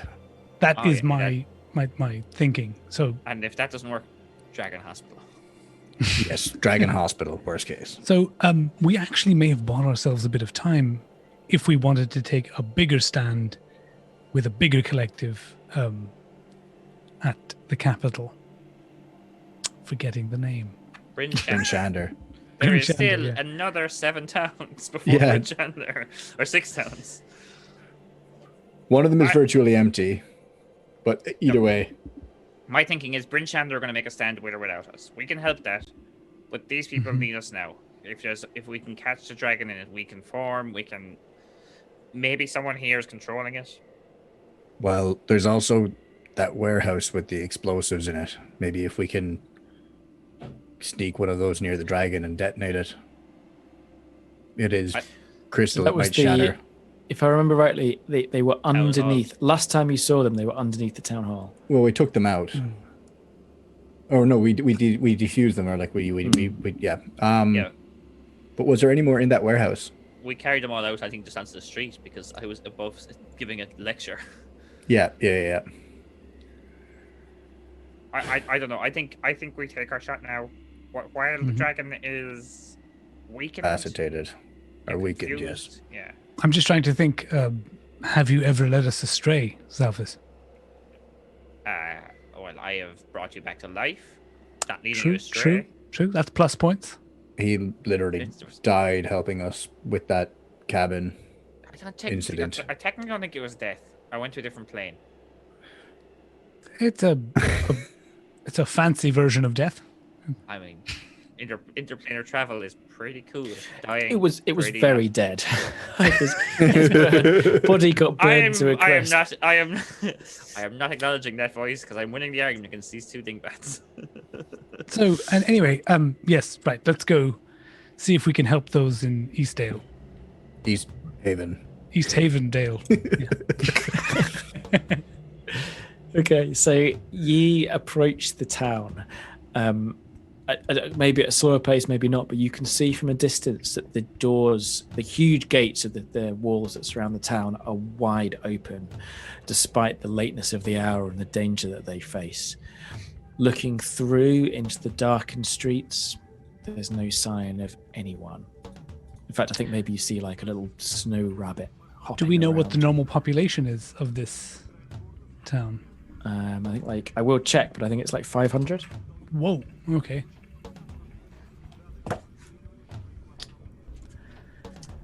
Just What do we talk think amongst it is? yourselves. So do we? I guess sneak up to where we know that statue was and see if we can spot the dragon or any of the people in the I town. think we should go to where the statue is. Okay. Yes. I think If we- let's go into the cult, see what we can do. Let's stop the cult. At least, I'm going to try. I think we should try and be a bit stealthy. I can disguise myself. Because it's eerily quiet. Something is definitely up. The fact that the dragon hasn't destroyed this town. Yeah, I'd like to, I guess, use disguise self on myself to just make myself look like a common villager that we would have seen the last time we were here. Yeah. And I'll put on a hat that makes me look exactly like you, just to confuse everybody. Ah, yes. So the original population of East Haven before the cult attack was 750. So it is a large town. What are you doing with the moose? Moose coming with, or are you leaving outside? You know what? As much as I'd love to take the moose in, it stands out just a little bit. Fair. Yeah, so the moose will be left. disguising ourselves as commoners, trying to stay low profile, and going towards the statue. So there's three places that I think you went in the East Haven quest. So there's the town hall, at the speaker's house, and that's where the last time you saw the barrels of explosives were, albeit that you did take them out of the town hall, but that was the last time you saw them. There was the place where the cult had taken residence, which is the house or the home of the original guard or the leader of the town guard. Then I think there was a warehouse that was blown up. Correct. And the leader of the cult was the speaker of the town, right? Yeah. No, the speaker of the town was missing. The leader of the cult was the I think it was the leader of the town guard. I think it was, and yeah, Stand-in of the speaker, was it? Yeah, the new speaker. Okay. Imdra Arglath. Did we kill him? No, we dispelled magic. No. We dispelled magic on him and tied him up and put him in the cage. Yeah. And I think I pretended to be him. Yes, you did. And told everyone that it was a mistake, and then we walked away. I think what I'd like you to do is, as you sort of make your way through the town, I'd like you to make a group stealth check. Oh dear. Okay. I will make... So that's everyone rolls, and you need to have 2 successes. That's okay. Go boy. That's not great. I have a +2 here. I got a +1. But only it got is me, +9. so yeah, I got a 3 + 1. That's one fail. Karen, you go, because Oh my god, I rolled a 4, but Oh still my got 13. god. Okay, and Xalfiz. I rolled a 13 + 2, 15. I am So the that- stealthiest boy. So unfortunately, that's only 1 success, so that is a failure. So as you're kind of like creeping through the alleyways, having this chat, like, did we kill him? Did we not kill him? Oh, I disguised as him, like discussing what happened. Oh yeah, that was pretty funny. Yesterday. Your voices echo around the sort of houses around you, and you hear a start. Someone has noticed your presence and they are running. Now you can't see them because it's at right angles to you. So like ahead of you, there's a small crossroads where 4 houses meet, and whoever was hiding around there is running. Now they're not running between the houses. You don't think they're actually running under them, because obviously they're on the stilts here. Might be a good time to get that moose and chase that guy down, maybe. So I'm just going to immediately scale, so I can scale a whole building. I can vertically move. Come up with the feature is of the trait. What was it again? Yeah, you can do spider At the climb same, using your you can go at the same speed as your. That's story work. That's it. So I can basically jump You can and just walk up the wall anyway. I can walk up a wall. So I'm going to go up as high as I can to see if I can see around. Okay, so you climb up, you leap from one house to the next, and you're basically above this figure. So this figure is under the house, and you're on the house. Yeah. And as you zoom forward, I need you to do me either an athletics or an acrobatics check. I will go for acrobatics. So that's... Come on. Oh my god, 7. I rolled a natural 1. Okay, a natural 1. Somehow you've stepped on a piece of ice that's attached to the roof, and your feet, using this spider climb spell, are basically stuck to the ice. And as the ice slips off the roof, you find yourself going with it, surfing down the roof at speed. And you for some reason, you cannot detach yourself from this ice, and you fly out into darkness, crashing into the floor below. You take 1d6 damage, and you see the figure of a young girl. Can be no older than maybe 12, 13. Her long black hair flying behind her as her hood's been brushed back as she tries to escape from the 3 of you. As you thud deep and hard onto the ground, taking only 1 point of damage. Yeah. Xalfiz and Gann, what are you doing? We run in the direction we hear the crash of Graham. I run in the direction I'm going to Xalfiz. I only lost 1 temporary hit point. Fear not. Right. Okay. As I see all that, like, I'm not too worried about Graham. I'm worried about this girl. So can I, I'm gonna, as he's gone up the wall and ran, I'm gonna try and chase after her, and once I'm within range, cast grease. Okay, that sounds really good. Let's see if she can make that save. Next 15. 20 from Joe, probably. Oh! 19. So the grease appears below her and she slips, but doesn't lose her balance. She just flies across it like an ice skater. She almost twirls to dodge the falling form of Grim thudding down next to her, and she dives towards the next house. Gon, what are you doing? You said you're running after her. I was running towards Graham because I heard him crashing down off the roof. I mean, you move at speed. Like, you're 7 foot tall. If you want to give me an acrobatics or athletics just to catch her, you're welcome to give it a go. Yeah, I'll go for that. Where's my roll? What do I have for acrobatics? Ooh. Okay. -1. Ooh, 15. 16 -1. Okay, let's see if you can beat her with hers. Oh, natural one. There's like with the plus 16. So no, she doesn't have any pluses. So she slides gracefully over the grease, dodging Graham's falling form, and crashes into a water butt, sending it flying, and drops to the ground just as Gon reaches her. Calm down. We're not here to hurt anyone. Why are you running from us? She looks up at you through the darkness and says, "Do you mean you're not from? You're not possessed? You're not like the other ones?" No. We were here before and we tried to save everyone. But what is everyone in trouble here, or is there people who aren't possessed? They've been murdering people. They've been killing people, grabbing them, forcing them to drink some sort of drink, something like water, but not water, and it turns them into them angry, mindless creatures. My brother, he went out to try and find Mum and Dad, but that was hours ago. Where are they all? They're all in the town centre. That thing arrived like a bird made of black fire. They're all with him in the centre. Every one of them have gathered there. Hey. Sounds like the right place to strike anyway. Does Kevin have any ideas of what would Kevin need to do to help? He'd need to be in physical contact, wouldn't he? Kevin needs to be attached to the dragon. Okay. How many people are in the town center? I'm asking the girl. Hundreds of them.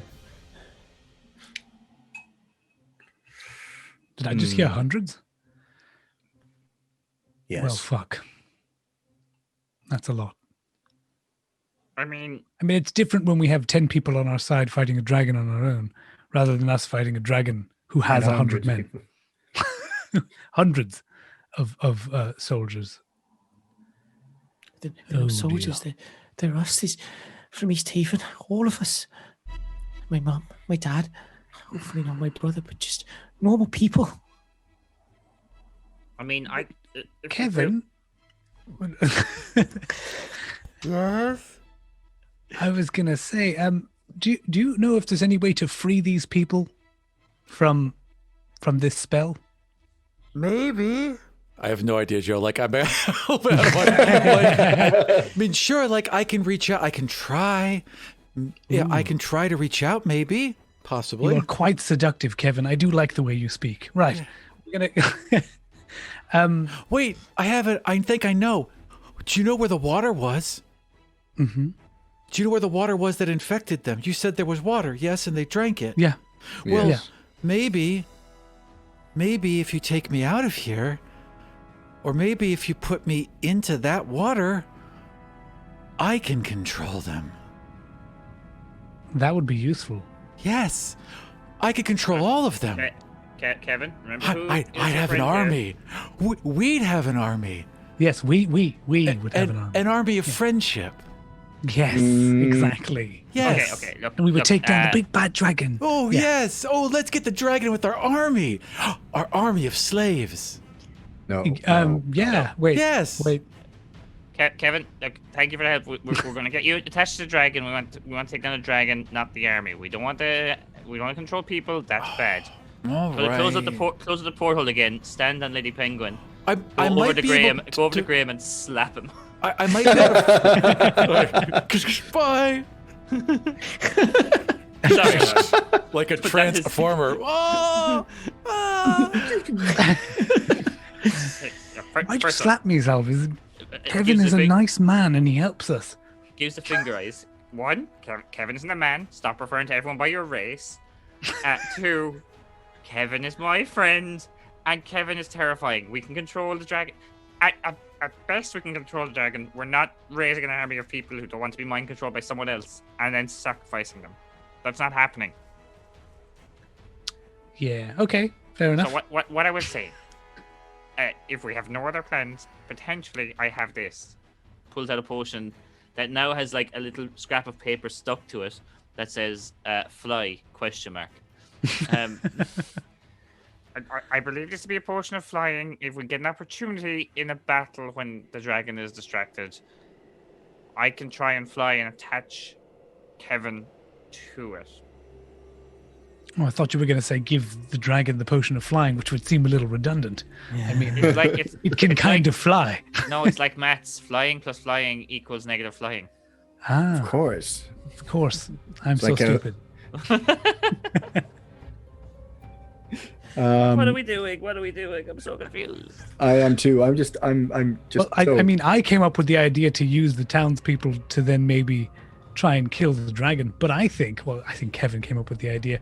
I think it's not a half bad idea. It's dark. I don't know if we should go there with it. Right?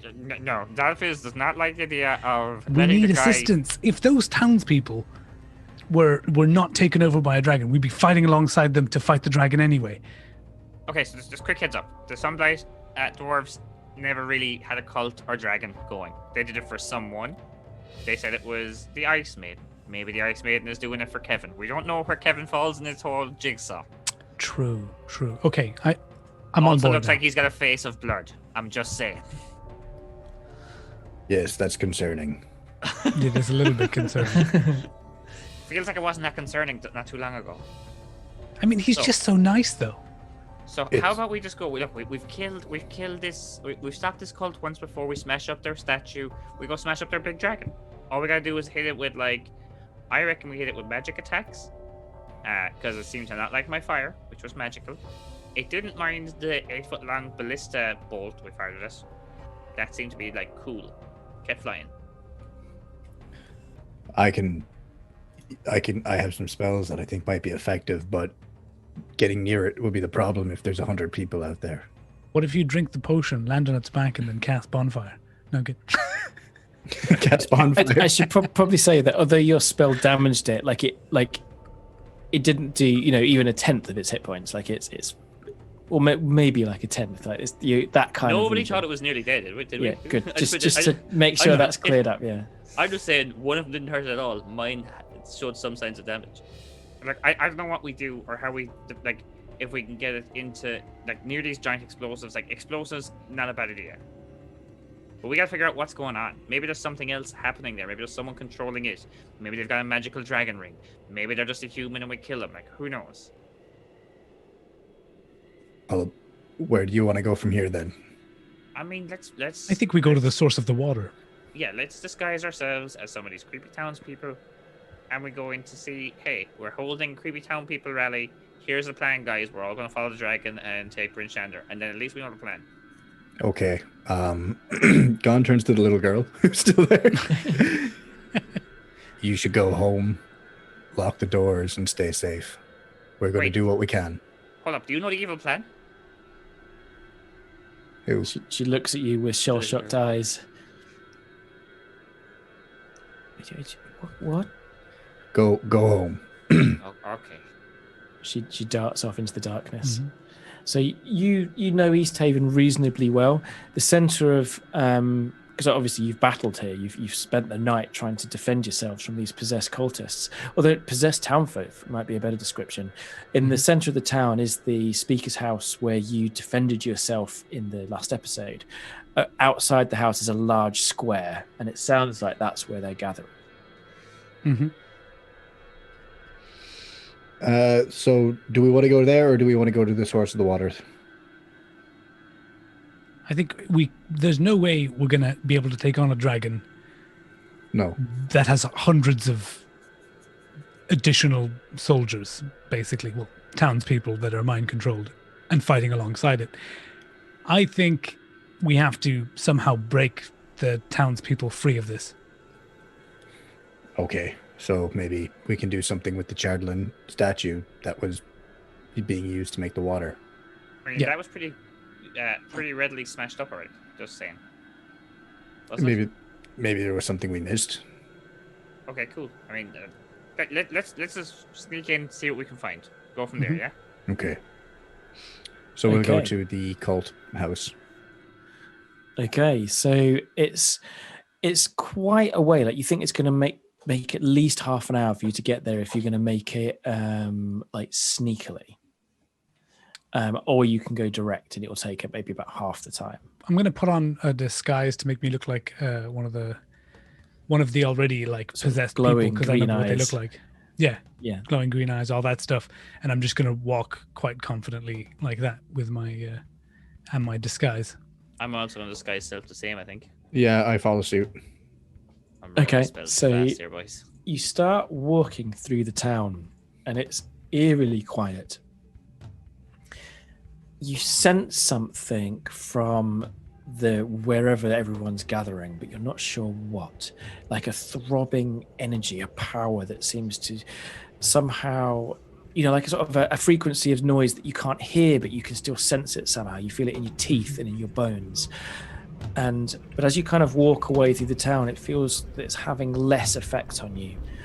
And you see at the end of a large square, the very tall house where the cult was housed originally.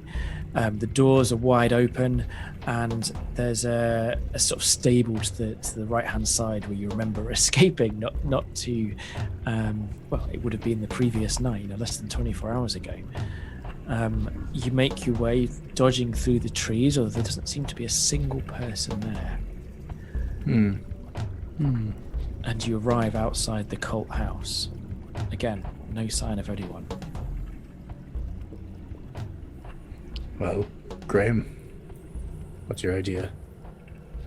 Let's head inside and see if we can find the remnants of the smashed statue.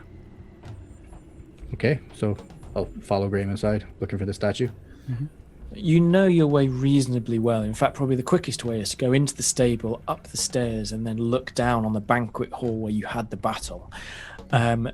You gaze at the pool where the sort of water was pouring over the statue and into the pool of water.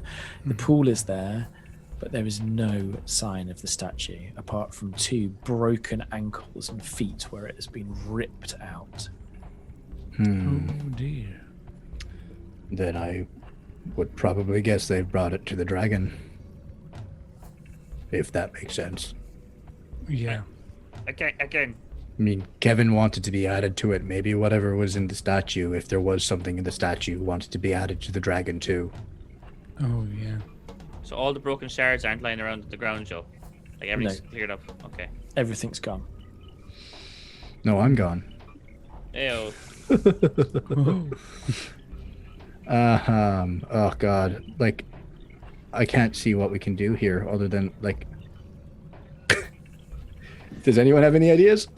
I think it's not possible for us to defeat the dragon and the townsfolk. So as and if the statue's gone and it's been used to heal the dragon now, then I think our only bet is to essentially rally what's left of the towns to make a stand somewhere. So I have an idea. Not an idea. I guess. Okay. Story time. Let's tell you. I got this. Holds out like his little Chardlin ring. This is what Kevin gave me. I'm gonna put it on and go, look. Let's see what happens. I might die. Let's just see if this does anything. Kevin wants to reattach to the dragon using this, and I'm gonna put it to like the Chardlin ankles and foot that are there. See if there's any sort of connection, explosion. Christ, don't kill me. So there's like a blink of light and you feel a connection, like something seems to be forming within you something cold and unpleasant, and your vision changes. It goes completely black. Connection established. Graham and Gann, your eyes go, you see Xalfiz's eyes go completely green and shine out, and he stands and starts walking out the room. Searching. Uh-oh. Searching. The the ring is now attached to a huge chunk of Chardalin, which has just come with it, and is forming round his hand in a complete crystal. Adapting. Xalfiz, you are now looking out across a large square. There are hundreds of villages organized in concentric circles, and in the center is the dragon, and he's calling to you. Or it's calling to you. They want you here. They want you to join with them. They have a message. What's the message? So this is I've obviously got no control over my body, right? No. And, well, so then your kind of vision blinks, and again, you're facing out of your eyes again, and you desperately want to go to this square. Okay, but I've got my own, like, thoughts. I Like, need communicate to make me it'll be a charisma saving throw. +1, okay. How charismatic his elf is. +1. Let's find out. I might have the wrong plus modifier on this, so hold on. Yeah, I got a 5. Yeah. +1. Oh, not very is the answer. So Okay, as I'm trying to like break like the hold and will over me, can I like try and call out to Kevin? In my yeah, mind you or absolutely whatever? can. Hey, you're doing so well, Xalfiz. You're so brave. Kev, this doesn't feel great, buddy. What's going on? Oh, you've made a connection. Well, we've made a connection. Can you feel me? No, don't think so. Feels then more like the dragon. You feel a hand grab your hand, and Kevin is walking next to you. Now, I'm not actually there, of course. I'm only in your mind's eye. I'm right here, my friend. I won't leave you. Okay, Kev, like, I want to free you, buddy, and like, I'm trusting you here, but this doesn't feel like a friendship moment. Kevin looks just like you. So you're holding hands with like a glowing red Chardalin version of you. Boy, are you handsome? Okay. Is talking out loud? What do me and Graham see? I assumed it was in my mind, but I don't know. So initially, Xalfiz he put this ring on and touched the Chardalin feet, which had then kind of covered, one of them had covered his hand. His eyes started to glow green. He turned around and initially started walking and then running out of the room towards the square. God. Now he has suddenly stopped and he's just frozen in place. He's When not he was moving. running, tie his shoelaces together. When he stops, Again with the shoelaces. Gann goes over and is like, Xalfiz, can you hear me? Anything? You can, but it's at like a huge distance. It's so far away. And you feel pulled between two. You feel that you could, what you want to do, you desperately want to do is join with the Chardalin dragon. You'd feel at peace and you'd be able to serve a higher cause.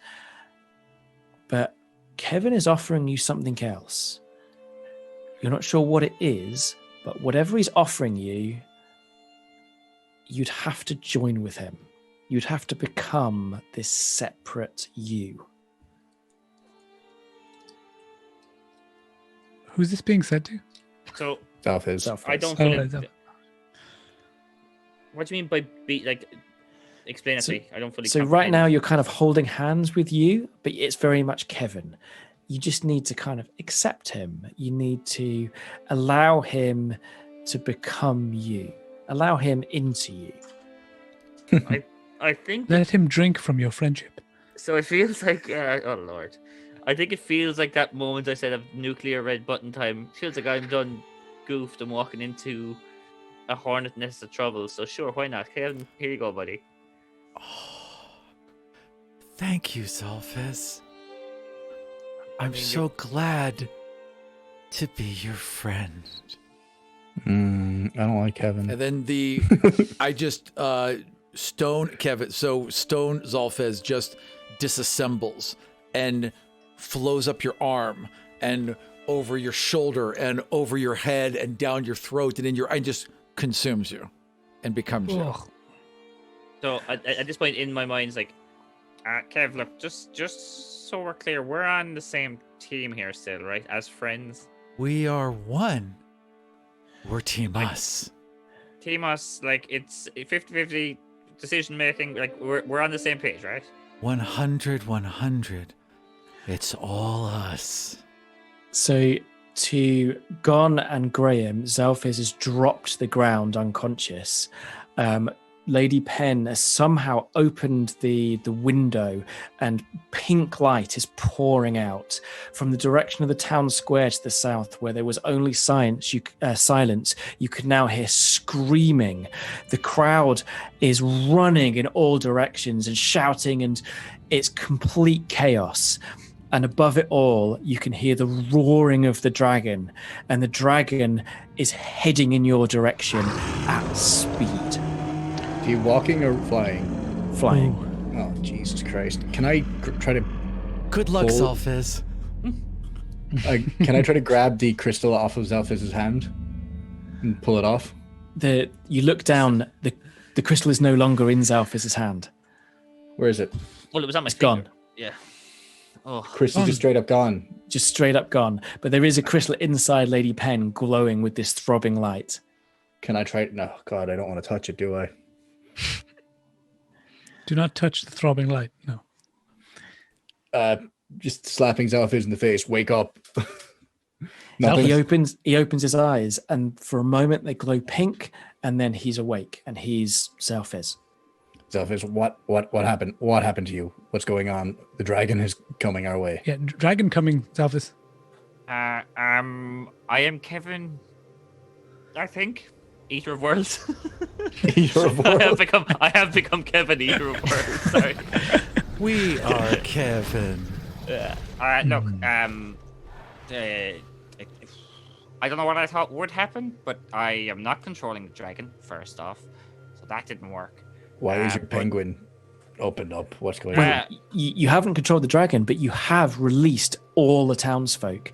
By joining with the Shardolin that was linked to them directly, somehow Kevin has broken their hold, and the screaming from the south is in fear as they've come back to themselves, and the Shardolin dragon is now flying towards you, the thing that has caused them to lose control, and it is flying at speed towards you, its devastating breath flying out in all directions, now destroying the town of Easthaven. You have mere minutes before it arrives. So, as I was saying, don't have control of the dragon. But I do believe Xalfiz, the savior of all of 10 towns, has once again saved another village and broken the spell of the Shardolin over the town people. But yeah, the dragon's coming, so we should probably kill it and or leave. Can you request help from the people? Do you have control? What does this mean? I very much think we just broke the whole mind control thing, and they're freaking out. Like that. Everyone goes silent.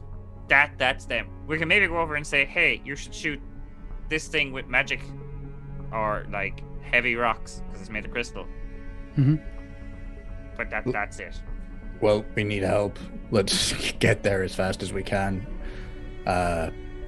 Wait, the dragon seems to know where you are, Xalfiz. As we're going, look, I think we need to go out to the town people and try and get our eyes on the dragon, so we can at least see the attacks coming and get to safety. If not, try and injure it some more. And as I'm going to run to leave the building, in my head go, Kevin, friend, that is like a good start. If you freed the town people, we freed the town people. Yes, it's what you wanted, so I'm glad. It's what we wanted. I don't want Xalfiz. You want, and I want what you want. Because we're friends. I think we might be friends. I'm glad we're friends. So as you leave the building, You look down the long sort of rectangular square in front of you. In the center is these sort of trees that poke up, and at the far end, rising over the building, is the flying form of the dragon. It descends at speed, crashing through the trees and landing in front of you 30 feet away, and it's looking directly at you. I need you all to roll me initiative, please. Well. Yes, the +1. I will roll. So the dragon gets a 10. I get a 7. 6 + 1. I am so good. The dragon has a +1 to initiative. I'm surprised. Yeah, I expected his dex. You get a 16? Nice. Jesus Christ. I have a +2 to this roll. I got a 21. Nice. Okay, Xalfiz, you're first. It's 30 feet away. It crashes into the ground. Its enormous feet digging up paving stones in all directions. It towers above you, and you see its mouth isn't like a sort of a jaw as such, but it's a grill. It's very much a mechanical beast. This thing has been created, not born in any way. And its eyes are actually just holes in the chandelier that just burn with whatever fire sustains it in its heart. Cool. So it's flying towards just we're right in front of the building. Landed in front of you, 30 feet away. Fool, you've landed in range. Landing being the most important thing there. So I'm going to try and if I look around, is there some sort of cover or anything, like a fountain or a lamppost or a small bin I can hide in? Small bin. Not really. So to your left and right, the houses rise 2 stories above you. The house behind you is 3 stories, although there is a sort of warehouse stable as well attached to it. Behind the dragon are this sort of small copse of decorative trees, many of which have been destroyed in its landing. There may be a cart nearby. Okay, but there's so not a great deal of cover. In terms of mechanics, it's not really for cover I'm looking. I'm gonna run behind one of the carts and just shout to the guys, we've got to spread out. It can't. It can only fire in one direction. We need to spread out to limit its chances to get all of us. And I'm gonna cast Shatter just behind it, I think. Okay. What I'm kind of thinking is, so it's a 10-foot radius. I'm gonna try and put it. If there's a corner of a street or something kind of 10 feet behind it, make it feel like it's just an explosion behind it, and maybe try and distract it, and hope that it's susceptible to thunder. Okay, and as you do, you're sort of running as you cast it. Okay, nice. So can you give me? Is it a saving throw? It's to hit. I got 20 to hit. 20 is definitely a hit. Sorry, Yeah, hold up. No, I'm looking at the wrong one. It is 15 Constitution save. Sorry. 15 Constitution save. Yeah, I mixed okay, up with so it actually gets to roll with advantage against a saving throw, so it gets to roll twice. So the first one's a pass straight off. Advantage against saving throw sucks. Yeah, I didn't need it. Cool, I will use up that spell slot. Okay, and you notice that as you run, Xalfiz, its eyes leave Gann and Graham and head to you, like it's looking directly at you as you try and jump for cover. If the dragon's facing us, you've run left towards its left wing. Yeah, I've walked that way. So the body stays still, but the neck kind of rotates towards you. So it's exposing a large chunk of its neck. Understood. Okay, Graham. I'm going to run up and stab it in the neck on the right side. Okay. As its head decides to look to the left. Okay, so you get with the current sword you get a +1, and you get an additional D6 of frost damage. This is a frostband rapier. Okay, so that's D20 +7 to hit. Come on, Graham. 18? 18 does it. You manage to find a chink in its armor and your blade strikes true. Okay, so then my damage, you said, is an additional 1d6. Does this count as a sneak attack? Yeah, of course it does. No, because there's nothing in range. Oh, okay. No, yeah, unfortunately. And it wasn't a surprise attack. I mean, they kind of landed in front of us. It started this. So that means I am attacking with actions. It's a 1d8 +3 and a 1d6. So 1d8 +3. And you said a 1d6 additional. Oh, no. Because it's... So I rolled a 1. And then 3 is my additional damage. So I've done 4 damage. Sorry, 4 and 3. So that's a total of Take it 7. at +1 damage from his rapier, no? Yes, you do as well. So you get another +1, yeah. Yeah. 8 5 damage total. Okay. So, I mean, your blade goes in and these crystals around it begin to form sort of ice crystals around it. And you definitely do some damage. But I mean, this is a huge beast, a huge construct. And you pull the blade out and you see its claw rising to strike. I believe it's the dragon next. So, first of all, it attacks with its radiant breath. Xalfiz, I need you to make me a saving throw as it exhales a ray of radiant energy, 120 foot, that's 5 foot wide. So there's just going to be saving throw, right? 2 feet left on the ground where Self is. It's a dexterity saving throw. +2 to this. I rolled a 12. Oh, no. Okay, can you take 31 points of damage? I sure can. Mm-hmm. Can you Is take there 31 any points of damage and way live?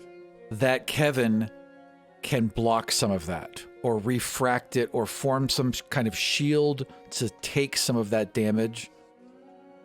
Ooh. There's not, but Okay. you do feel that you could help, but not from where you are right now. Do I know how? You'd need to be on the dragon. On it or next to it? You'd have to be touching it. Okay. Get on the dragon, Xalfiz. Get to the dragon. Here. Do. So it then head whips round and looks down at you, Graham. I was Its gonna say claw about cunning action. strikes down towards you. I get a cunning action after after yeah. my attack. So after I attacked it in the neck, I've run underneath its belly, in between its legs, to hide. So it's an action to hide. They can't see me. As long as it doesn't sit down, you're fine. You've literally just stopped me doing any of the spells I wanted to do to it. Okay, so it's going to strike you with its strike you with its back claw, but I'm going to roll with disadvantage because it can't see you. Mm-hmm. The first one would take, it still strikes you with its claw. So you kind of dodge under its first one, then its back sort of hind claw strikes down, sweeping your legs out from under you, doing, 2d6 plus 7 damage. Sorry, I can hardly see where I do. Okay, let's see how that does. 12 points of damage. And that's halved, isn't it? So No, because this isn't a saving throw. This is just a regular attack. damn. I think that's Okay. right, unless you can use Uncanny Dodge. I believe I can. But I have to roll a dex, don't I? Is it take a look. Evasion. Let me see. Oh, is it uncanny dodge? When the attacker you can see hits you with an attack, cause you to Yeah, you can use your reaction to halve the damage against you. Absolutely. that's- So you can do this once around. so dodging, is it? So you can do 6. So you rather than 12, you take 6 points of damage. Okay, yeah. I'll probably take the full 12 damage and take the the half damage later because I have a feeling. It's per round, so it's only this is the end of its Oh, attack. right, so yeah. you can, So, yeah, you I'll can- take- It's not I'll just take- once. So you just take Yeah, 6 damage. 6 damage. Okay, gone. So Gann, while rushing up to the dragon with his quarterstaff, or the staff that he took, he's going to shout to Graham, just saying, "Get out! Get out from underneath the dragon! Get out! Don't get near it! I can't use my magic if you're there. I'll hurt you." While swinging the staff at the dragon, just to attack it with regular attack. So Okay.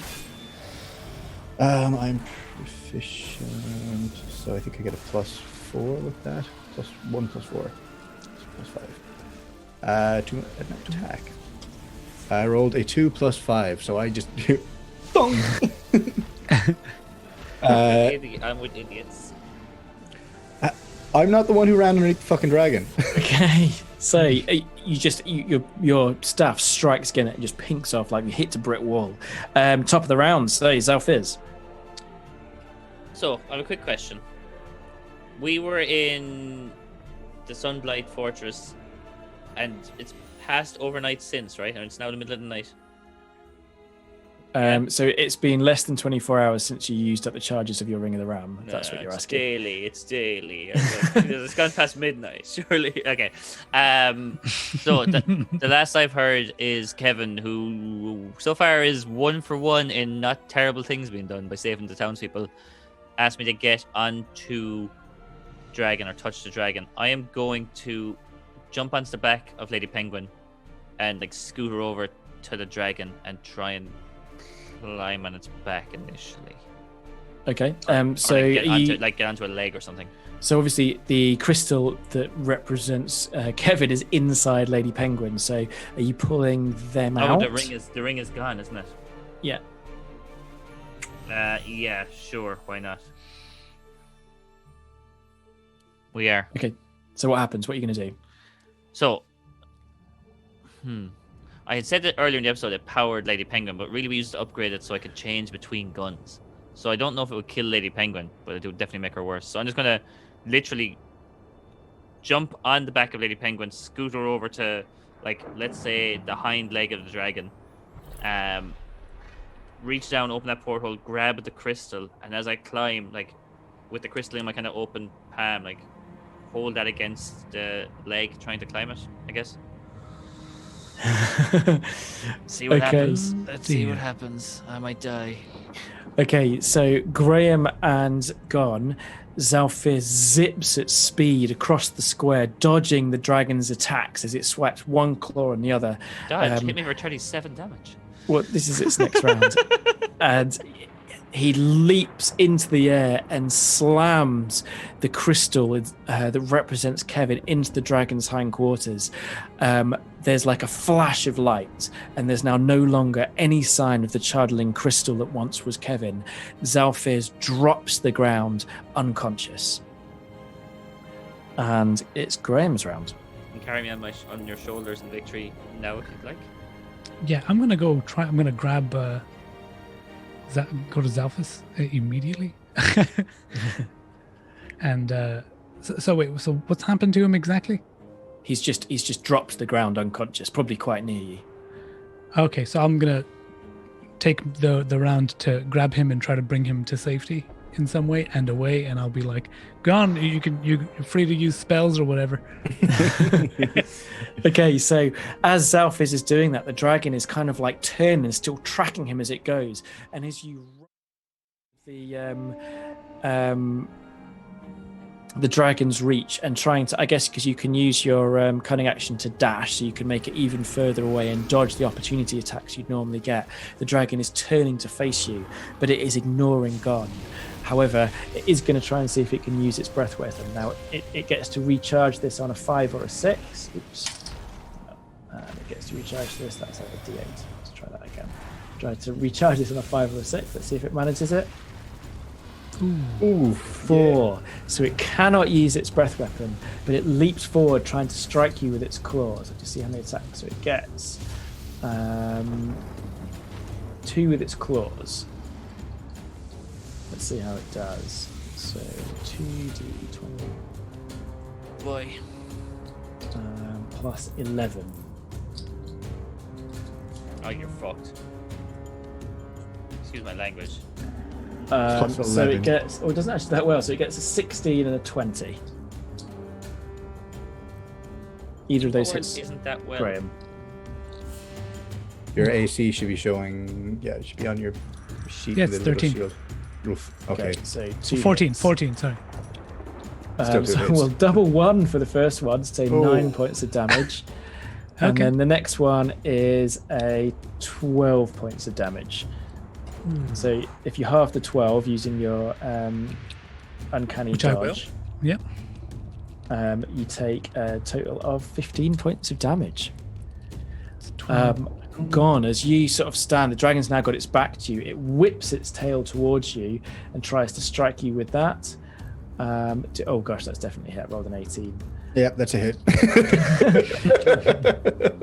So its tail does 2d10 plus 7 points of damage.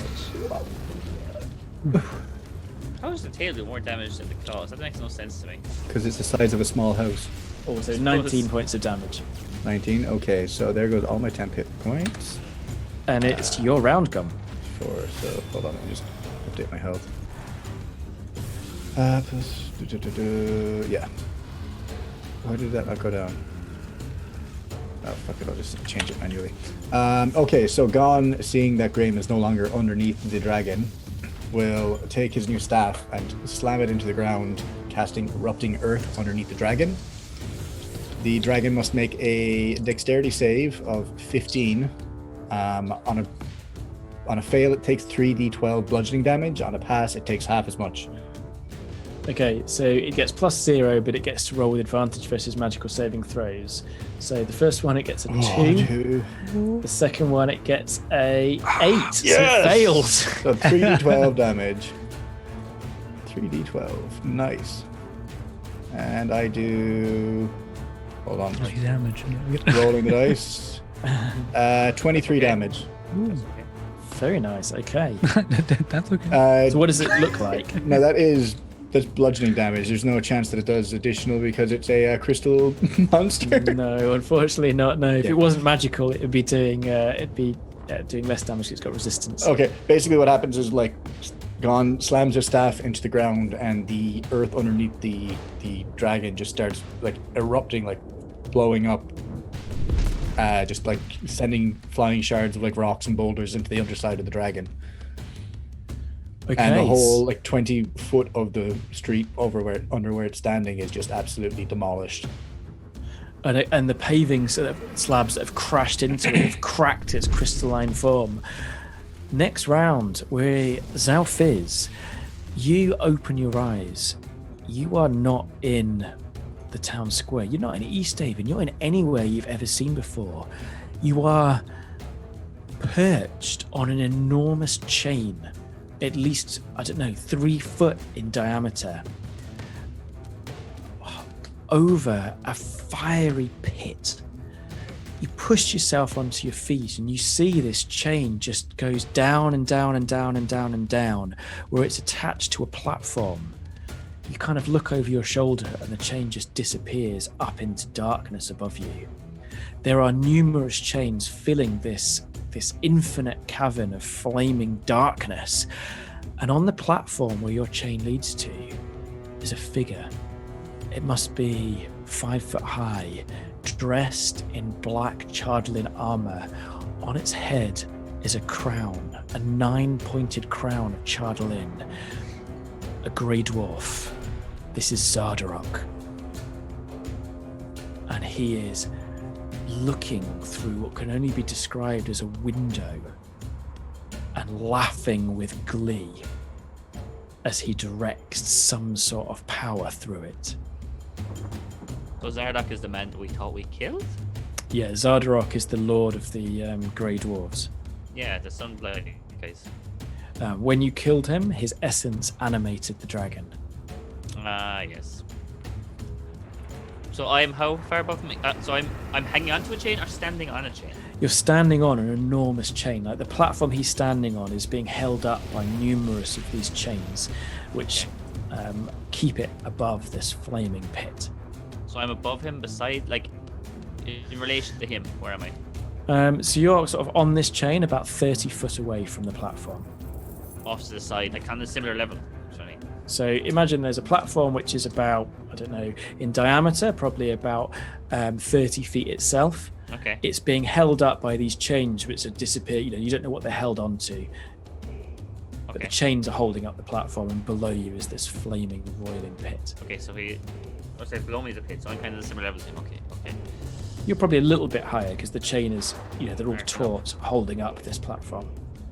Right, this I had moves and everything, but this is not what I was expecting to see. Okay, so can I try and like get up beside him but behind him, like creep up behind him? Yeah, absolutely. Give me a stealth roll. You're probably about 45 feet away, so if you're going to stealth, you're going to be going slowly. Perfect. If I just want to get within 15 feet of him. Okay. So yeah, give me a stealth roll. Cool. If he turns and I notice like he's heard me, I'm just going to run to where I was planning to go to anyway. I guess I just wanted to do it. Okay, well, he rolled a 5. What's your pluses to stealth? 2. Oh, hold up. Actually, sorry, yeah, 2. It is 2. I was going to dex, but it is 2. Okay, well, I mean, he doesn't have any pluses, so it's 5 versus 5. So what are you actually planning on doing? All I want to do is get close enough so I can do Thunder Wave and see if I can like hurt him and potentially knock him off the platform. I really like that idea. I think what we're going to do is let's say that as you kind of do it, as you're casting his spell, he's going to notice you're there and he's going to turn. So it gives him a chance to make the saving throw without disadvantage. Oh yeah, that makes sense. Okay. So he has a 15 Constitution saving throw. And I would love to have Clever Lime, but got none. He gets a nice +4 to Constitution, so let's see how this goes. 8, 12. He actually fails. Get in. So it only pushes him 10 feet, so it'll hardly knock him off the platform. But I do 2d8, and I'm fresh out of fucking spells after that. 2d8 thunder damage. Okay, so you say it pushes him off the platform? No, it Pushes won't him push him off the 10 platform. 10 feet only. 10 feet. So he is what, 5 foot away. He's on the edge. He's blown apart, and he turns to face you and goes, "Deep Dweller, what do I see before me? You torture me with these images of these terrible creatures." And it is back to Graham. Xalfiz and Kevin. No. So as you say, Xalfiz and Kevin, another Xalfiz appears next to you. This one made of crystal. This one made of Chardalyn. This is Kevin. Yeah, I'm Kevin. I'm here for you, Xalfiz. I got your back. 80s high five.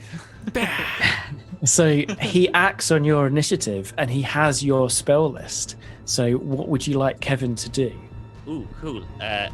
Hey, Aram, it's dealer's choice. You can cure wounds, disguise self, fairy fire, grease, shield, thunder wave, aid, blur, cure wounds, heat metal, scorching ray, shatter, or level 2 thunder wave. I only did level 1 thunder wave. Kevin isn't very creative with these spells because these are your spells. Kevin's going to follow your lead, and the last thing you did was cast Shatter. Now, he cast Thunderwave. Sorry, Thunderwave. Did you say Shatter, though? Do you have Shatter? I have Shatter. Go Shatter if you want. I cast Shatter just before that. You saw me cast Shatter as well. I would think that Kevin would analyze this, recognize that Shatter would be this thing's greatest weakness. Turn, hug Xalfiz. I'm so glad I had a friend. And then charge towards this thing, using himself as like a resonance while casting Shatter. So he's going to sacrifice himself in order to hit this thing as hard as possible. Okay, so let's you tell me what happens because we've got like 2 minutes left. How about maybe he rolls with disadvantage against a max damage Shatter. Okay, let's do it. So 15 con. Kevin is the real hero. Okay, so the first roll is a natural one. Yes! An actual natural one. So what happens? So what's the max damage for his thing? Doubled, I guess, because he rolled a 1. So a creature takes 3d8 thunder damage on a fail save. So 48 points of damage? No more. And he gets knocked back 10 feet. 48, yeah, you're right, 48. Yeah, Jesus. as he would just like run as fast as he could and then just dive head first and explode in this thunder wave, basically, in this cacophony of sound and noise. So, Xalfiz, I'm not going to ask you to roll for it because there is an enormous explosion and you find yourself being blown back. The last thing you see is Kevin crashing into Zardarok, the Lord of Sunblight, and rather than like crashing into him and pushing him back, he literally crashes into him and is absorbed into him, and Zardarok lets out a terrible scream. And you are thrown out of the dragon and into yourself, and you're just sort of looking into Graham's concerned eyes. Strong with safe arms. There is another terrible scream as the dragon itself seems to be ripping itself apart. Its neck whipping this way and that, its wings flapping as it flies up and up and up, again screaming, jetting off radiant energy on all sides. It starts off as white, but suddenly turns pink, and its eyes burst out with the same color energy that you've seen inside Lady Pen, and the dragon goes quiet. It looks down at you, but it looks up to the sky and flies off to the east. Toward the east, towards the blizzard and away from all of you.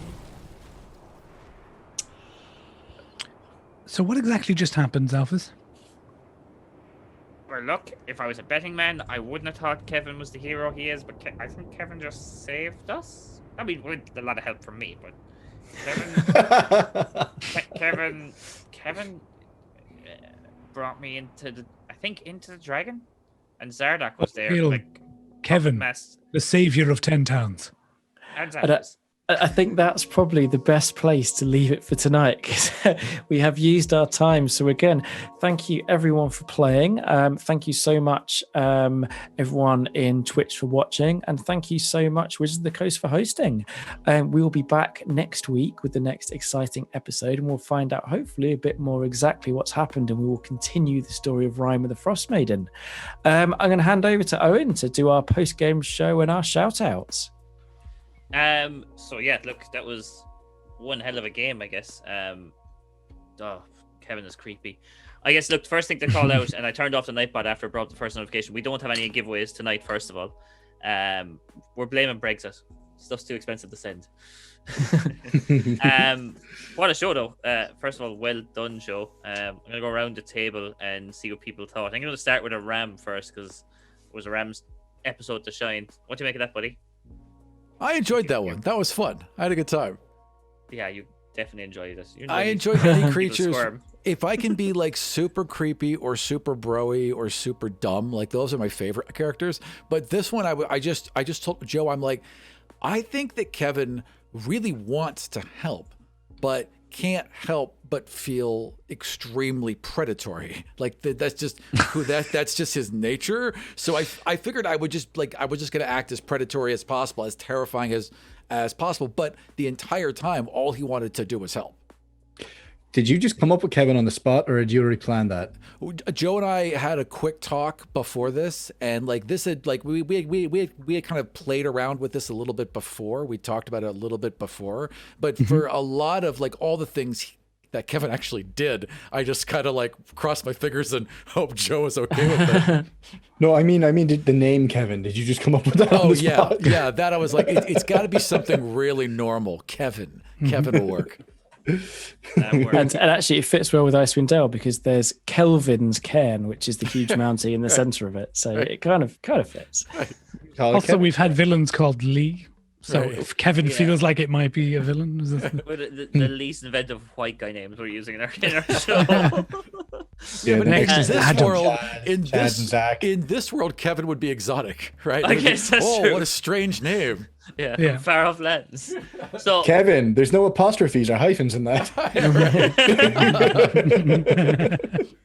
Okay, question, I guess, for Kuran and Niall. What do you make of the episode first, and what do you think when the whole madness was? I guess I'm going to put the crystal onto the other crystal foot, or the dragon. Didn't seem like you were overly happy when I did it. I just expected a kind of like the Squire said in the chat, is just going to be the opening the jar moment from Owen, which if no one's familiar with that, is opening the Deadlight jar. Yeah. But it worked out. The episode was very hard. There was it was very, very difficult to make decisions because we were vastly outclassed by a fucking dragon for the whole episode. Yeah, pretty much. Well, I liked that we actually did have technically another potential solution, like the idea of we could just leave. Yeah. We could have, if we wanted to, Been monsters. Told Kevin that we wanted to take over all the townspeople and use them in the battle against the dragon. There's options. There's lots of options, and I feel like we came out with a really good one in the end.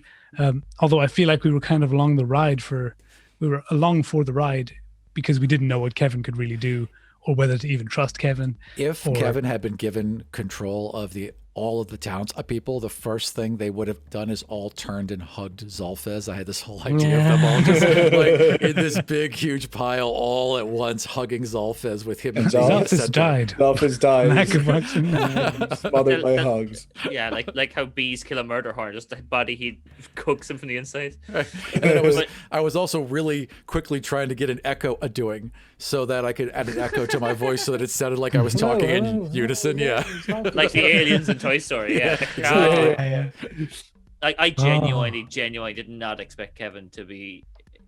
I expected to be a monkey paw. I expected him to be helpful, but like, oh, Xalfiz, he's helped you. You now have no arms. Or like, like you didn't die. The dragon's gone, but you just sacrifice your left arm or something. Like that's what I was expecting to happen. Well, I mean, you don't know if there's residual after effects of this or not. You have no idea what you've done. Well, that's true. I don't. But like, judging by compared to normal stuff, Joe's a bit more interested with his gratuitous violence or punishments. Maybe it'll come out in the next episode. I love you, Joe. In unrelated news. Yeah, I think that could come back to bite us in the ass, but it also could come back to save us. Kevin might be in control of the dragon now. Which I don't know if it's a good thing or a bad thing. I mean, like you said, so far it's only been good stuff. If it does monkey paw, I would hope that it's like, oh, Kev is now the dude who resurrected the whole Frost Maiden thing, but he likes Xalfiz, so he wants Xalfiz to be his right hand evil ruler. I'm okay with that because Xalfiz doesn't die. We're good by association then, Kuran. Yeah. So, like, man, there's a lot to process. I think I agree with what you were saying, Niall. It was difficult at times to figure out something I struggle with as a player. Maybe we do as a group. When it's so sandboxy, there's so many options. Like, which is the right option? It's like, we just make a decision. Well, it's not about the right option, is it? It's about making a damn decision. And that's why very often I think Joe will light a fire under our asses and be like, well, there's more villagers being chucked into the fire. I had a wife and kids. That was one of my favorite parts of season 1. Just hearing a Joe, just pressure killing villagers one by one. But my point is that we had a bunch of decisions to make, but I don't think any of them were wrong necessarily. There were darker decisions for sure, but I think it turned out really well. It's good. It was a good tough start to the season, I think. Yeah. How did it go for your expectations, Joe? What were you expecting from us? I think it's near what you thought we'd do. It's really difficult because you just don't know, because there's so many choices you could have done, because you could have gone to Bryn Shander, or you could have fought the dragon earlier or later, and we could have ended up with a huge pitch battle against the dragon, which I think could have been really fun. I think always trying to get it into 3 hours is difficult, because I think it would have been cool to have you have had a much longer battle against Zardarok. We could have a really dynamic battle in sort of quote unquote hell while Graham and Gann are fighting the dragon outside. But again, we just don't have the time for that the way it's worked out. I think it hit a lot of the points that I was aiming for. I think I had a thing that if it did get to Bryn Shander, obviously it had had a whole army leading it. I hadn't expected how cool and creepy Aram had been with Kevin, and I think that really formed the center of the episode, which I think was really cool, which I really liked. I think it was beautiful that Kevin was the answer in the end.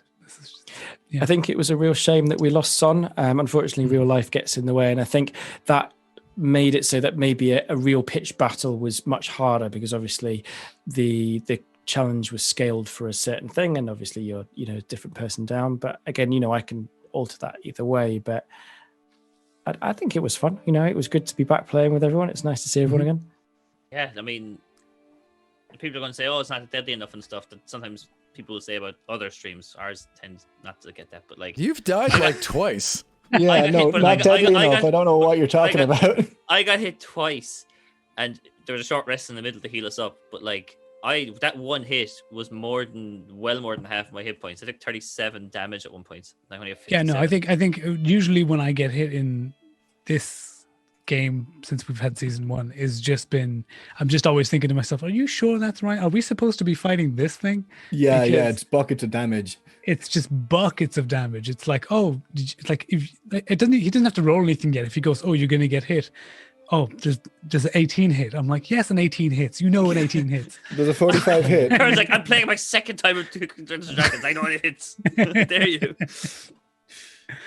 I also had only one spell slot. I only had that spell slot for my first Thunderwave when I got in versus Zardak. I was like, I hope this ends soon, because I am after this hitting him with crossbows. I had absolutely terrible spells for fighting a dragon. Just the absolute worst. Hey, Joe, what would have happened if I actually like rolled a nat 20 on that Dispel Magic? So I mean, as per raw, it doesn't do anything to it. Okay. Yeah, I didn't think so. But if you'd done a nat 20, I think we would have come up with something cool. I think it's worth exploring that. Yeah, its fire would have fizzled out or something and had to recharge it maybe. Or its wings stopped working, which would have been nice. Yeah, I don't think wings are magic. Like, if you cast it on a crow, it's not gonna fall. The crow's gonna fall out of the air. I know, but the whole thing is a magic construct, so I think in one area. So it's actually not a dragon; it's a construct. Yeah, it's if you dispelled the construct. You see, I was just focusing on one part. I think at absolute best, it would temporarily suppress. The magical energy that would animate it, and that might have given it enough time to crash into the ground and do a lot of damage. But it would have come back. Yeah. The one thing I realized as well afterwards is my Thunder Wave should have been a hit, a half damage on the save, but I keep forgetting my spells. I don't know how anyone plays spell users. There's so much to remember when you're just a rogue and shoot things. Well, we've taken a couple of months off, so it'll take some time to get back into it. That's why I liked warlocks, because as a warlock, you have like a couple things you can do all the time. Like I could always be speech, I could always shape change. Like so you're always doing them, so you know them, and then you know that you can cast 2 big spells, right? Yeah. And so you have that ready to go with Grayson. It was Witch Bolt, right? And then you just play off of that. And the rest of it's just all like, I'm a warlock, that kind of bullshit. Bow down to me and my god. Oh god, I cannot wait. I'm not going to tell any of you. But I cannot wait for you to see new Grayson. It's the best. I'm so excited. I'm excited, guys. I do need to run. Yeah. I was going to do the sign off now anyway. So, seeing as Niall is got a busy, hectic social life, we'll let him sign off first, I guess. Yes, I'm a social butterfly. Thanks everyone for listening. As usual, if you do want to reach out to me, you can get me on at HWR Podcast Niall or on Twitter, or you can find me in our Discord. And thanks everyone for listening. Kuran, do you want to let us know what you're up to and where you are these days?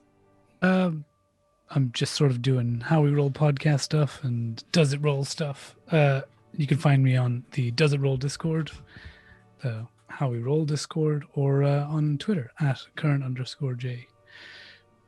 That's KURAN_J. Yeah. This week's star, the show, and the producer who kept everything rolling, getting compliments again in chat from some of the new people who dropped in. Aram, where can people find you and what are you up to this week or in the future? Hey, you can find me on Twitter at Vartian, VARTIN, and you can find all of my work, the work I'm going to do in the future, this podcast. You can find all of that on doesitroll.com. And then just before the most important person, which is me, Joe, what about yourself? So you can find me in a couple of places. So you can find me on Twitter at HWR Podcast, which is the How We Roll Podcast official Twitter, and you can find me personally at Joe the GM, where I'm running a sort of choose your own adventure Call of Cthulhu game on Twitter.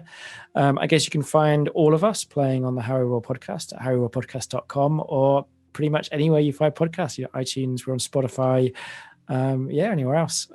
Best places to find us. Do check out our Discord as well. And last but not least, I'm How We Roll Owen. Owen is EOGHAN. You can find me on Twitter at that. You can also find me on Twitch. You can also find me on the Does It Roll Twitch every Sunday. If you're listening to this in a podcast format, you should go over there and drop it a follow right now, because we're trying to get past 500 followers. And other than that, I'm in all the Discords and websites the guys just called out pretty much. So thank you very much, guys. Thanks for the episode, Joe. Yep, my pleasure. I'll see you all soon. Thanks, everyone. See you later, folks. Think we're out. See you next week. Take care.